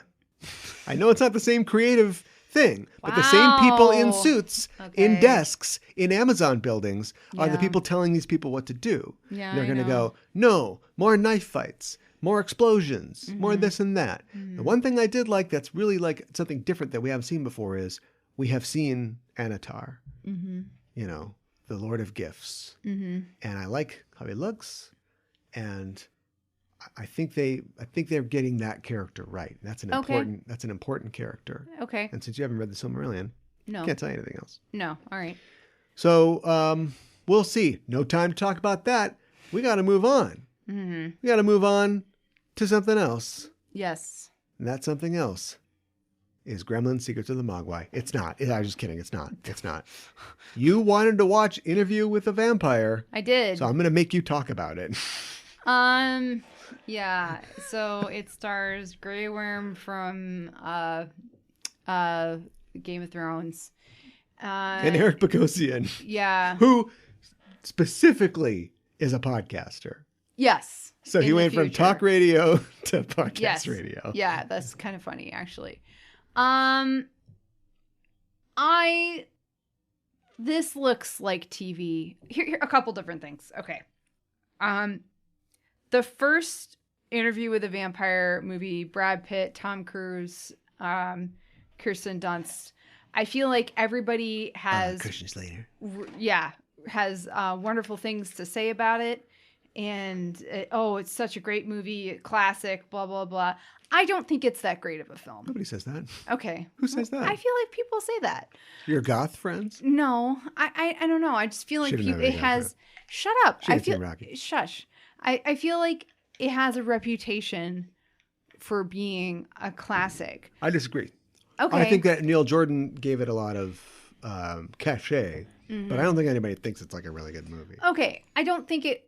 I feel like Brad Pitt and Tom Cruise, who I feel like overall are decent actors, I feel like they were kind of both phoning it in for that movie. Oh, I absolutely disagree.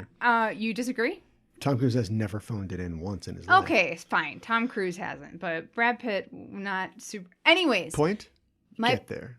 Point is, I think that this is definitely a story that you can retell. You could do a movie, or I think that this is a TV series. You're glad they're remaking it. It looks like TV. It looks cheap. It's going to. Here's my thing. I don't think the movie ever looked that good, and I don't know if this is worth remaking because it looks exactly the same. Despite the fact I just kind of shit on it, I like Interview with the Vampire, the movie, for the most part. I don't think it really has much of a third act, but that's its problem. And I remember all the story beats, and you can watch this trailer and go, here are all the story beats. Yeah, you're right. The only part that they don't get to is cutting a guy in half in a burning church in Europe, because they're saving that for season 2. Yeah, right. So it's like, okay, where are you going to go? I know there's stuff in the book that they didn't cover in the film. Show me something that I don't know. And maybe they're just showing you the stuff from the film because they want you to connect to the film, and they're trying to get you in that way, and then they'll have more. But if this is all it is, then why'd you remake it? Well, and then here's another thing. You chose to have the I forget the character's name. So the Brad Pitt role, you chose to cast a black man in New Orleans. Yeah. In the past. Yeah. There's nothing super special about I know that character's whiteness in the first one, though. No, there's not.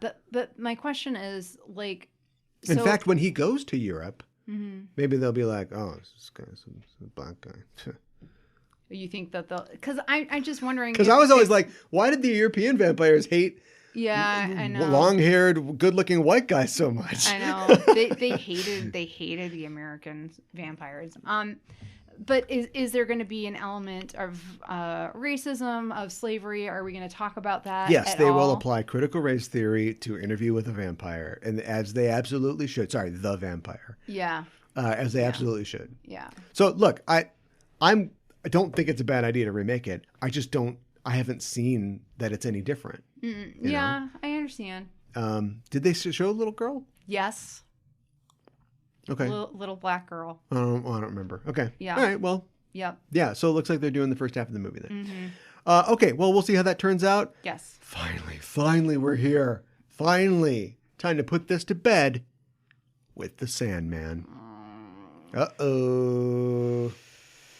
Sandman's Comic-Con trailer has released. Netflix's Sandman. This old guy is... Oh, that's Neil Gaiman. Neil Gaiman's going to tell you all about it. It's a big wet fart for me. Oh. We saw a teaser for this a couple weeks ago. But we're not talking about that. We're talking about this trailer. I know. It looks cheap. It looks This fake. looked better. This looked a lot better. It looked better, but it doesn't look great. And I'm mad and I'm disappointed because I love this series so much, and it was such a big deal to, make a TV show or a movie out of this, and this just fills me with dread when I see this trailer, and it makes me feel like this is just going to be awful. It looks very different from the comics in not a good way, and it just the story. What is the story they're telling? Once again, I completely disagree. 100%, 180 degrees difference on everything. I know exactly the story they're telling. I think it looks a lot like the comic, but I disagree with you about everything, and I agree that it's terrible. I agree that this is going to fail and be bad. Remember any Zack Snyder comic adaptation? Yeah. But mostly Watchmen, and how, wow, he recreated the panels. He painstakingly did the panels. Right. Yeah. Think how long that would take to do, and how much time you're not spending on making the themes of what you're adapting. Either you're solidifying them in your storytelling, or you're making them relevant to your now. Watchmen was never about how heroes are super great and everybody should do what they say and they deserve to rule over us. That's what the comedian thinks. Right. And the comedian is awful. Right, but he's the hero of Zack Snyder's Watchmen. Yeah. Frighteningly so. That they have done that with this. They have created these tableaus that aren't even important necessarily. Kelly Jones decided to draw Sandman, Morpheus, when he returns to his home after being trapped in this bubble by Roderick Burgess for 80 years. He's emaciated, or as emaciated as the concept of dream can be. And he's sort of pulled like a rag doll into this portal. Now, it's a striking image, but it's one panel, and it has nothing really to do with anything. And you can kind of do whatever you want in your show. Boom, they put it in there. Now, it's a strong image. There's an image of Desire's Citadel. It is the only thing in her realm, or their realm. Or their realm, yeah. Yeah. Used interchangeably. I think they'll probably just stick with they, though, in this. Yeah. Which is good. And there's a kind of way that you always see it, That's there. These things are there as a sop to longtime readers, to go, it's okay. It's the same thing as putting Neil Gaiman's old ass up there to go, I started to see things that reminded me of, hey, that's Linda Hamilton as the Terminator or whatever. Just thinking about James Cameron having to shovel shit for Dark Fate. Who, by the way, Tim Miller had some really interesting things to say about Dark Fate. We don't have time to get into it, but it proves that Tim Miller is an idiot. Can't wait for the goon. So anyway, the point is that this is a thing that it's going to take things too literally, too directly, but then also it's going to make a bunch of changes for the sake of making changes. Right.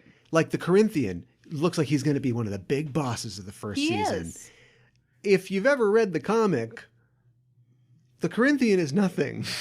He's nothing at all. He presents no opposition, no danger to Dream in any way. In fact, Rose, a character who is in this? I don't know if I Rose don't believe that this. she's been, well, I'm pretty sure she's in it, but I don't know if she's been featured in any of the trailers. Yeah. Rose is like the Mr. Magoo of this universe and just accidentally finds herself at a serial killer convention. Yeah. And as the Corinthian and a bunch of other guys are about to eat her eyes and do God knows what to her, Dream just shows up and he's like, all right, idiot, there you go, you're safe. Oh, Corinthian, what are you doing out of your cage? Go home. Corinthian's like, oh, okay. And then he just gets rid of him. He's done. Yeah. So it's not, oh, dream, let's see what happens when a dream comes to life. Ah. Yeah, it's none big, of that is big anything. Showdown. But you know who really loses here? Who? Matt Ryan. Yeah. All right. All right. Is it because...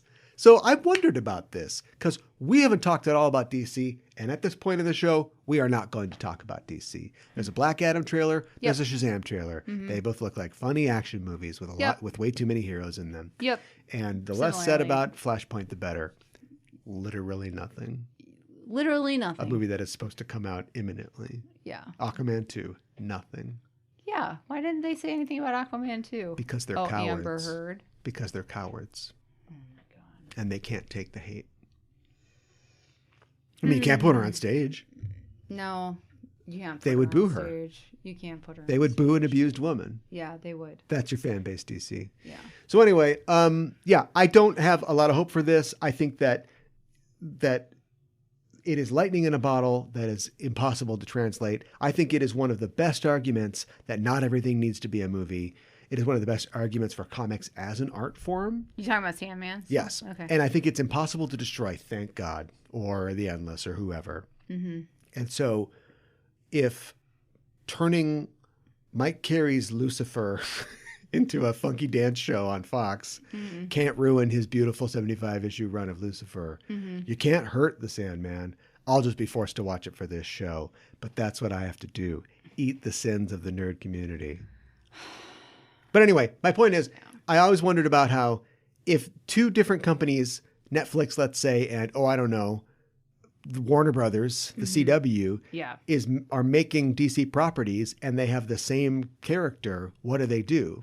And Netflix's answer was Lady Constantine? Yeah, right. But not Lady Constantine. No. Just in their universe, I guess, Constantine is a girl. A woman. Yeah. So, all right.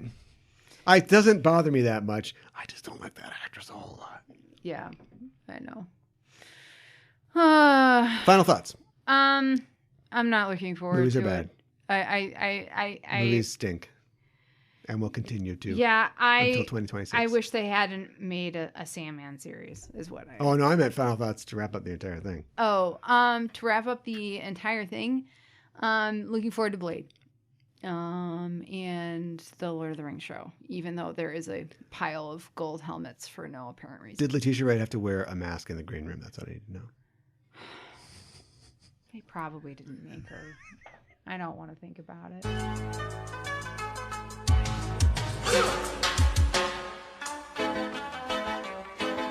Bad boys, what you want, what you want, what you gonna do when Chevy John Brown come for you? Venom, you got Venom, number 2, where everybody knows your name, and your name is Venom. Venom, your Venom 2, Let There Be neighborhood Carnage. Venom. A movie no one asked for, except for all the people that made Venom 1 a success, among which we unfortunately are included. Yes. In that number, what happens in Venom 2? Directed by Andy Serkis. Yeah. But I'm going to say it's not. I don't think it's his fault. I'm sorry. It's not his fault. Essentially, what happens is Venom and Brock have a fight, and Venom leaves Brock. But before that happens, and they think that they're better off without each other, and they're doing other things. Before that happens, there's a serial killer played by Woody Harrelson, whose name I can't remember right now. Cletus Cassidy. Yeah, which is just, that's an awful name. Well, it makes more sense in the comics. Okay. But he wants to talk to Brock about a story, and so Brock goes and talks to him. He's a serial killer. You were doing so good. I know. And then you zoomed right in on scene 25. Okay, but like Venom helps him solve like this huge thing, and so then Brock gets this all takes place in the first 8 minutes of the movie. and so then Brock gets all this fame and stuff like that. But well, I don't think we're even at 8 minutes at this point. No. This is the first 5 minutes. Okay, anyways, he tells them to come back. He wants them to come back, and it's very weird, and it's really stupid, but for somehow Cletus ends up like he's due to get shush. He's due to get characters ingesting other characters' killed. blood is very important in the Sony Marvel universe. Yes, but he bites Brock, and so then he ingests some of Venom, and so Yada, then yada, yada, Carnage. yeah, And Shriek. yeah, so then he's Carnage, and that's a big part of the movie. At the beginning of the movie, Mm-hmm. when we were being thrown in, and there was no scene where they didn't even, there wasn't even any VO. It wasn't like, No. it's kind of tough being a guy pretending to be a guy who's got an accent and can't remember what kind of accent he's supposed to have. It's also tough when your HGH dealer, goes on vacation and doesn't give you his number. Oh my gosh. He's huge. Yeah. Remember Star Trek Nemesis? Yeah. What happened? He was an adult in Star Trek Nemesis, wasn't he? Yes, he was. Is he like an iguana? Does he grow to the size of the cage that you keep him in? Yeah. When without any VO, they blow us through 5 to 6 minutes where Eddie Brock is not famous, becomes famous, Yes. and it gets a nice TV and a motorcycle. Yes. Then gets in trouble with the cops. Yes. And he goes into a bathroom, and there's a character who has no name and we will never meet. Yeah. Who's hearing him argue with Venom in another stall, and they're not doing Austin Powers poop jokes. I knew we were in trouble. It would be so easy. Get your funny nephew or cousin or brother-in-law to write some anybody who really. does number 2 work for jokes. Yeah. And they didn't bother to do that. I was like, we're in trouble. There will be no jokes, but this will be a funny, you can hear the quotes, movie. Yes. And that's what we were in for. 90 minutes of a movie thinking it's funny, but not actually delivering any jokes at all. Yeah. And Venom, as a character who only Eddie can hear, is perfectly designed for you to, whenever anything's a little too slow, Venom just is an unfunny joke. He's like the MST3K guys post Joel leaving. An unfunny joke machine. He would just say something, and it's not even like they got Patton Oswalt. It's just literally like, I fell into some butterscotch. Like that's Right. Yeah. Yes. So that's all real bad. Mm-hmm. Here's some other bad things. It seemed like the post-credits scene to Venom 1, where Eddie Brock goes and sees a Ronald McDonald wigged Woody Harrelson in prison, was like, oh, there's a setup for a movie. Yeah. But somewhere along the line, that dream turned dark.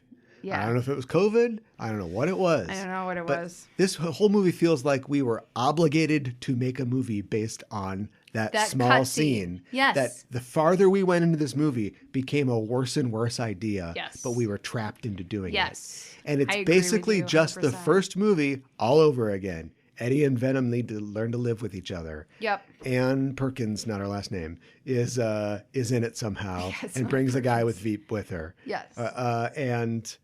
And that's it. And then there's a lot of talk about eating brains, and sometimes a brain gets eaten, but not all that often. Not really that often. Yeah. So yeah, it was similar beats, but not as funny, and It feels not like as good as the first one. Right. And we're done. Yeah. I've got some more to say. Yes. Go for it. Thank you.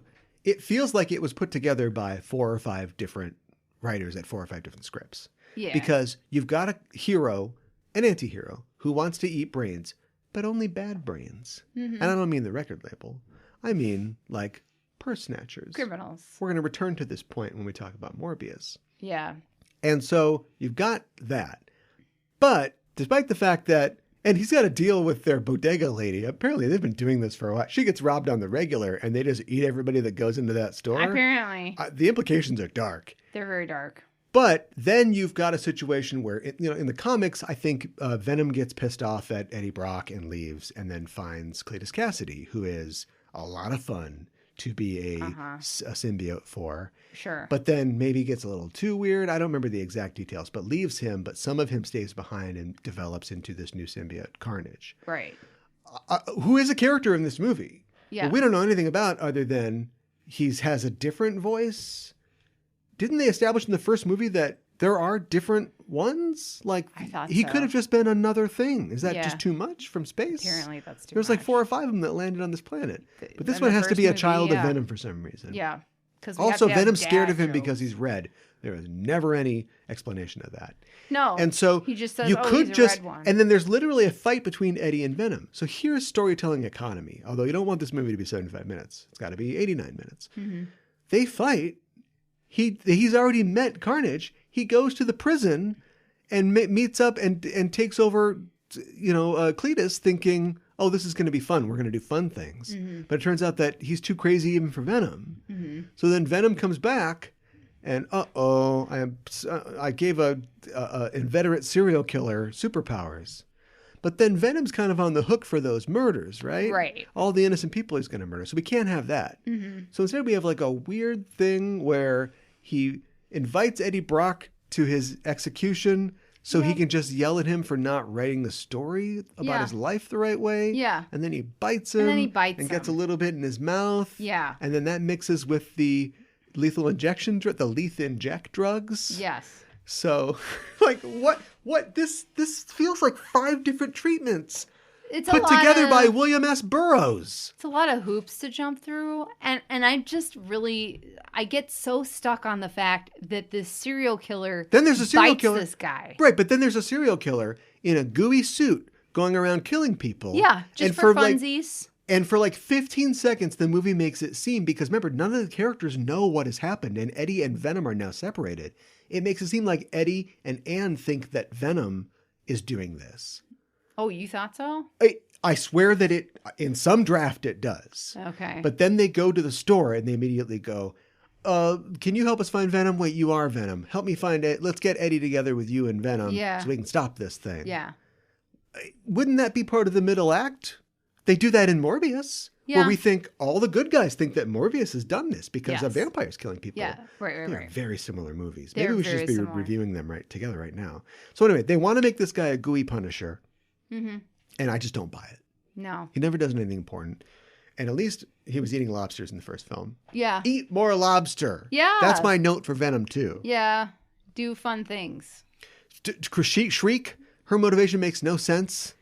She's just in love with a weird-haired Woody Harrelson for some reason. Yeah. And they're both from a kid's home. Yes. It doesn't say much for the child rehabilitative services in this country that they're just both like inveterate serial murderers. I mean, I guess after you've been held unjustly for 25 years in a bamboo Alcatraz, you would be a little mad at the powers that be. But gosh, not good.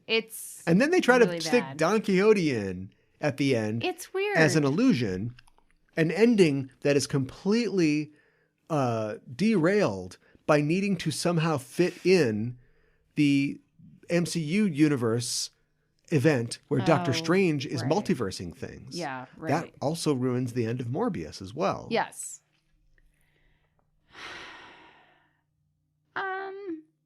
Anna Karenina, first line of that movie is, all happy families are alike, but every unhappy family is unhappy in its own way. Uh-huh.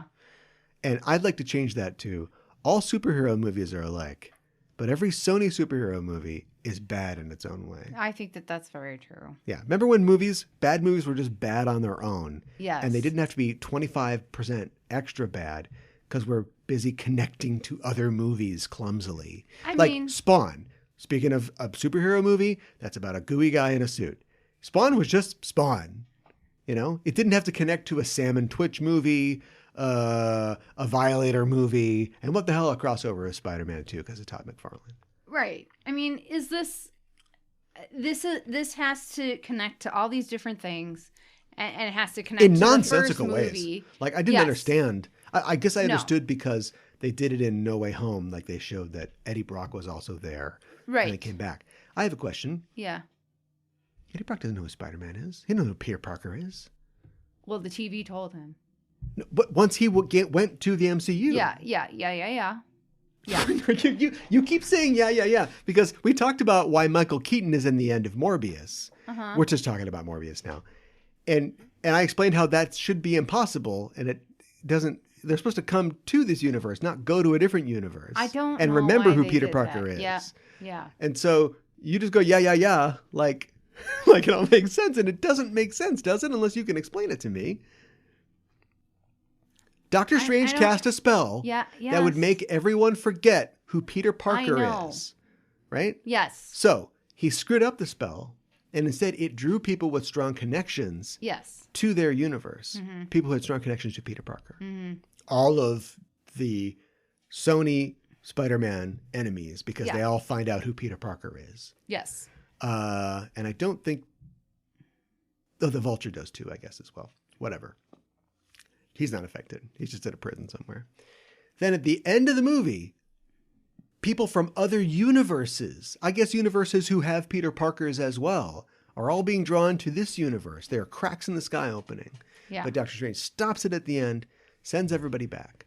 Mm-hmm. Why would that bring a disgraced TV reporter with a symbiote to our universe, even for 1 second, I have no idea. to show up in some guy's hotel room? Yeah. Except, Why would it take a man who knows exactly who Peter Parker is and is sitting on that knowledge, although he's going to work something out with Nacho Varga, Uh-huh. who's in the first movie. Right. Why would that send him to another non-MCU universe where he goes to team up with Morbius?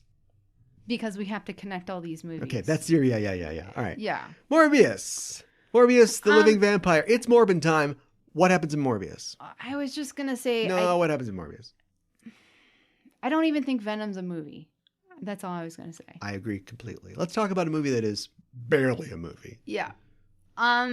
So Dr. Morbius has some sort of, I don't even think they define it exactly, but rare blood disease. And he has become a doctor, and he has dedicated his life to researching it and trying to find a cure for himself and for other people who suffer from similar ailments, including his best friend, played by Matt Smith. Also done in about 7 or 8 minutes. Yeah. Who is like a wealthy guy and been funding a lot of his projects or what have you. I'm a wealthy guy. Yeah. Who has terrible sweater stunts, apparently. Anyways, he goes to Costa Rica at the beginning of the movie, and Oh my God. Will you let me just Let you take another 2 hours? Come on. No, blood disorder. What does he do with the blood disorder? Yeah, Costa Rica doesn't. oh my God. Costa Rica does not matter. What does he do? He develops. He develops a serum by studying the blood of these bats, these Where are they vampiric from? bats from Costa Rica. Very happy. Because You're just gonna do what you want to do. Shut up. No one can stop you from Shut doing up. what you want to do. Shut up. Because they ingest blood, so they have something in their system that makes it uncoagulated. He tests. That's very unethical, but he brings in his co-scientist doctor in on it, even though he's telling her this entire time, this is very unethical. Don't do all the comments that we said when we watched the movie. Okay, fine. Just recap the plot. But it's very unethical, but he makes himself the first test subject, and he becomes, Morbius the living vampire, and he thinks this is not great, and so he tries to dissuade Milo, who is Matt Smith's character, from doing it, but Milo doesn't listen and injects himself with it anyways and becomes the bad guy, essentially. So then he has to stop Milo because Morbius is a good vampire and he only wants to drink the fake blood, but pretty soon that's not lasting as long as it used to. So he's gonna have to ingest real human blood, red blood, and he doesn't want to do that. But he has to stop Milo because Milo is killing people. That's pretty much it. And PETA hates this movie. Oh, PETA hates this movie. Yeah, for sure. All the bats and the lab mice. Testing on Yeah, mice. And yeah.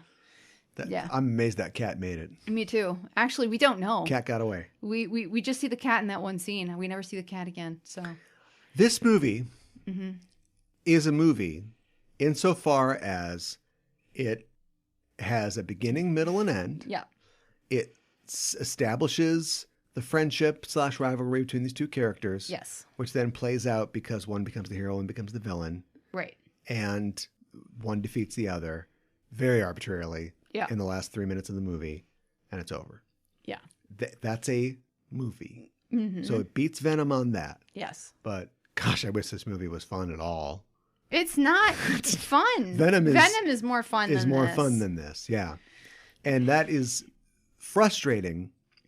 I think this is rated a lot more worsely. That was wrong. Than I knew what you meant. Than Venom, but I think that they both deserve, like, let's say, a solid 35% on Rotten Tomatoes. Yeah, sure. You know what I mean? Like, they are not execrable, but they are definitely not good. It's a definitely see me after class. sort of And thing. it's do you want to talk about your abusive dad situation? Yeah. And like Matt Smith is trying his best. He is really not given much of anything to work with. No. And so that comes down to him just yelling at people, which is, that's something that actors do when they don't know what else to do. Yep. And Lane Price is in this for some reason. And To he legitimize must wonder it or why the hell something? he was in this. Yeah. He's right. like, I missed out on being in the final seasons of The Expanse for this. I was thinking about I died this. off screen for this in The Expanse. I was thinking about this. Yeah. And I think that this is a really good point on my part. Mm-hmm. This is Blade, but there's no reason for the girl to be there. Okay. In Blade, Mm-hmm. Blade that was a title, then the title of the character. Yeah, I Name of got the it. character has a blade. That's an object. To Blade, I can't do anymore. He is half human, half vampire. Yeah. He struggles with it. He wants to do good with it, but he has to wrestle with his bloodlust. Yeah.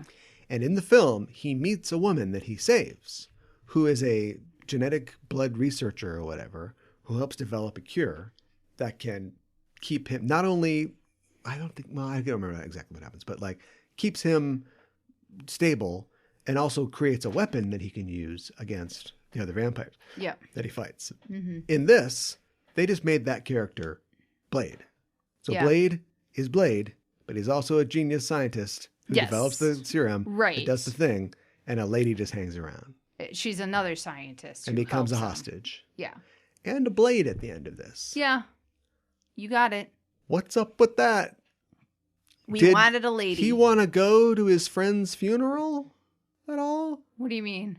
Remember when he left her dead on that rooftop? Yeah. And then he defeated Matt Smith? Yes. Did he go back to bury her body? We don't know. No, but the movie doesn't know. The No. movie knows that we're watching the movie, so it shows us, Her hey, eyes look at opening. this. I bet and you're they're interested in red. this. And I'm like, I'm more interested in Dr. Morbius maybe taking his friend to a mortician so she can be buried and Yeah. calling her family, Yeah, right. which we don't know.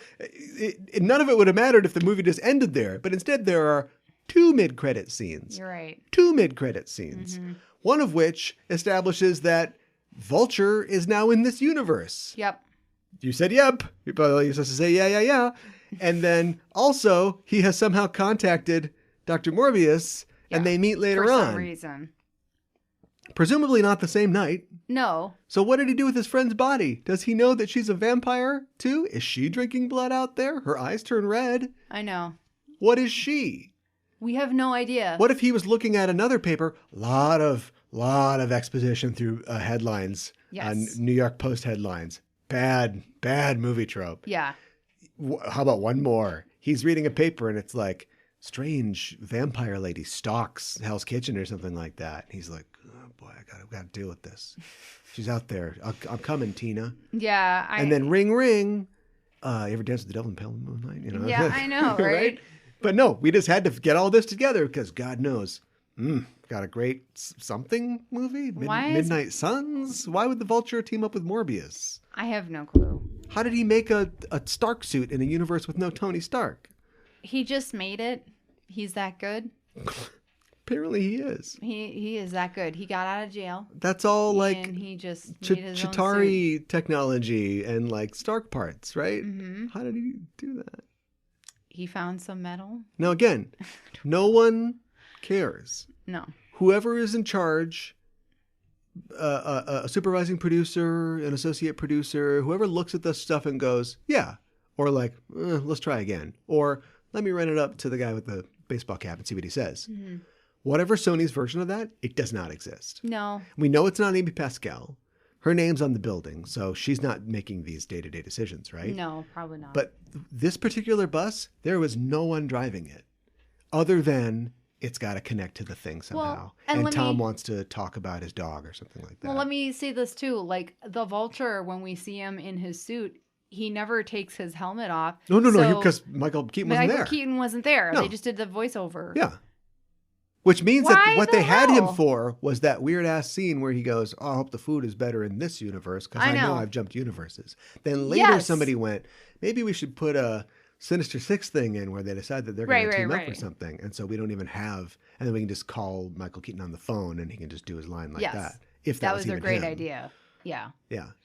There are things that are just this has like a good, speaking of scary things, this has a good skeleton, I think. I think this could have been a pretty like standard, hero, a Blade, a hero has powers that aren't so cool necessarily, but he's going to struggle with them. He's going to try to do a good thing. You got the cops who are like, good natured, but they're trying to track him down because they think he's the bad guy. And then maybe later Tyrese. on they learn that he is. They've got that in Venom. Mm-hmm. In this, those cops do nothing. They have they don't operate on the plot at all. It doesn't matter. They don't need to be there at all. You've got the whole thing between Morbius has created this like blood substitute. Yes. Which is blue. Right. Which he takes, and it's his true blood, but it's not as good as blood. Mm-hmm. So apparently there's something about drinking the blood. Now, the movie suggests that Milo would not be such a piece of shit if he had drank the blue blood instead of real blood. Yes. And Morbius wants to avoid drinking real blood, even though in his first 5 minutes of unlife, he drinks the blood of lot. 6 men. Yes. Yes. So apparently the type of blood you drink doesn't make you a predator.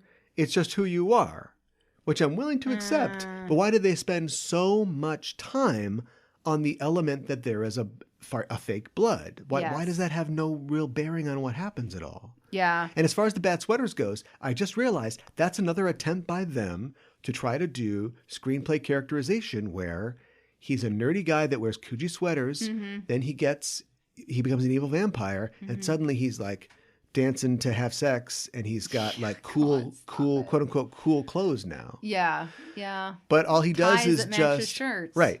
And both of these Exactly. characters, somebody bumps into him on the street and they go, "I could eat that guy." The moral of this I movie know.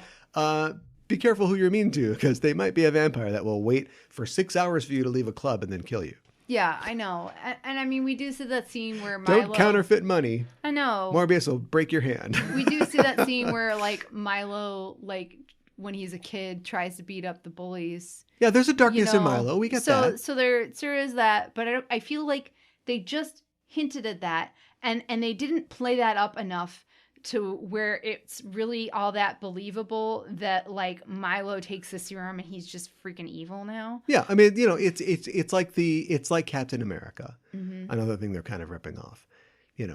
Steve Rogers is given this power, and I think it's more of a metaphor than something literal. But Dr. Erskine says that it makes you more what you are. Yes. And you are a scrawny guy, but you're a hero. You're a really great inside. guy. And so this will make you be a good hero. Whereas the Red Skull is an evil racist. Yes. And a megalomaniac. And so it will only drive him to do that more. Mm-hmm. It's kind of like that. It is kind of like Although that. it isn't, because we don't understand how the difference between the blue and red blood. But we get the feeling that Matt Smith is somebody who we don't spend enough time with to really understand. We can assume his frustration, because remember, he's idle rich. He's not driven like Morbius. Morbius has driven himself to care for the sick and wounded. He is a noble person. That's true. Whereas Matt Smith has never really had that. No. And has just been frustrated his whole life. But then they have that weird scene where he goes to the jail to like tell him he's gonna help him, but he also kind of taunting him in that he leaves his cane there, which is clearly the evidence that he is like, is he doing this? He's doing this because it's that whole like, come on, man, let's be fun vampires together. We'll have fun. Yes. But why not just break him out and then just sit him down and go, I'm a vampire now. Let's have fun. I don't know. Why the whole drama and charades? Rewrite? Probably rewrite, and probably like Matt Smith's character being like, "Oh, this is part of the fun. Like, I want you to discover that I'm a vampire now." And let's have a vampire fight at the end where it's not really a vampire fight. You just summon bats like Batman Begins, and then you do a commie baddie ha to beat me. Yeah, and then that's it. Yeah. Did you get a sense of what vampires can do? Did you enjoy the vampire fights and vampireness? It was not enough vampireness for me. No. I feel like they had fun with the makeup Did you like how But- Morbius dresses like like a goth rock star before he even becomes a vampire? Yeah, and then he looks Jeez, like I wonder a what was mad gonna happen. scientist Yeah, too, yeah. with the black gloves. It's just Yeah, kinda I think like the weird. Matrix was a touchstone for this. Yeah, More like there is no Coke spoon, yeah. probably. Um. I'm ready to stop talking about it. Okay, I This is not liked good. it more than Venom 2, but that's Yeah, not saying but a lot. like marginally Yes, and it's Morbin time. by this so, much. Yeah. Now that's organic because he times a lot of things. He's always looking at his does. watch. So they did it to themselves. They did. Venom 2 and Morbius are both available to watch if you're brave enough.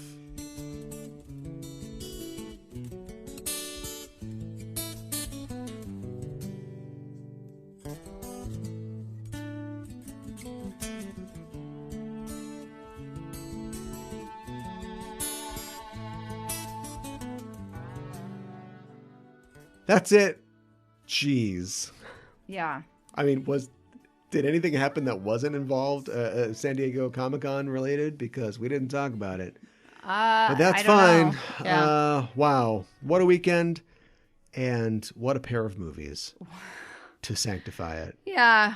I don't know how SDCC would feel about those movies sanctifying their existence and their Here's fun weekend. Here's but- the level of humor in Venom. They're being married by a priest, and he says, "You're not going anywhere, Father," because the priest is scared. Uh-huh. And then later, Venom comes in, and Carnage goes, "You're gonna die, Father." And the priest is like, "Oh my God!" He's like, "Not you, Father." Yeah, You, right, Father. right. Whew. Yeah, Wow. it's rough. Well, And then the hopefully- father gets killed off yeah, screen. and then this wacky comedy character has his brain eaten by Carnage in front of us. Yeah. Because the lethal protector was... Oh, no, wait, he didn't protect anybody. No, he didn't More lethal lethally than protect protector. anybody. Discuss. Yeah, exactly. Hopefully Quantum Mania will be better. Hopefully our next show will be better. Yes. And until then, we would recommend that you yell at us to get better on social media. Facebook, Twitter, Instagram, where we have posts about what's going on with us. Check us out there. Check us out on your listening platform of choice. Go to iTunes, Spotify, Acast, wherever it is that you listen to us, and give us a rating and a review. Subscribe to the show. Do all those things. We should just do them. Yeah, just do Come on, it. we can be fun. We got to have vampires together. We can do it. If you'll just subscribe to the show, give us a rating and a review. Yeah. Give us 5 vials of serum. Mm-hmm. Now, there are 3 vials. Morbius takes 1, and he has to have somebody injected into his back. So, good point that you made. How does Matt Smith give it to himself? We don't see that. That happens off screen. There's 1 vial left. Uh-huh. Is anybody going to get that vial, or is it going to go Is it gonna get anywhere? Are we destroyed? tracking it? I don't think we're tracking What it. happens with it? Yeah. We don't know. Yeah. Nobody's ever going to know. No. So forget about that. Just give us 5 stars instead. You have to inject the star into your own back and get it in there. Speaking of backs, we'll be back next week to talk about something else. Until then, we're signing off. I'm your host, Caliban. I'm your co-host, Mikan Hana. Keep the geek fires burning.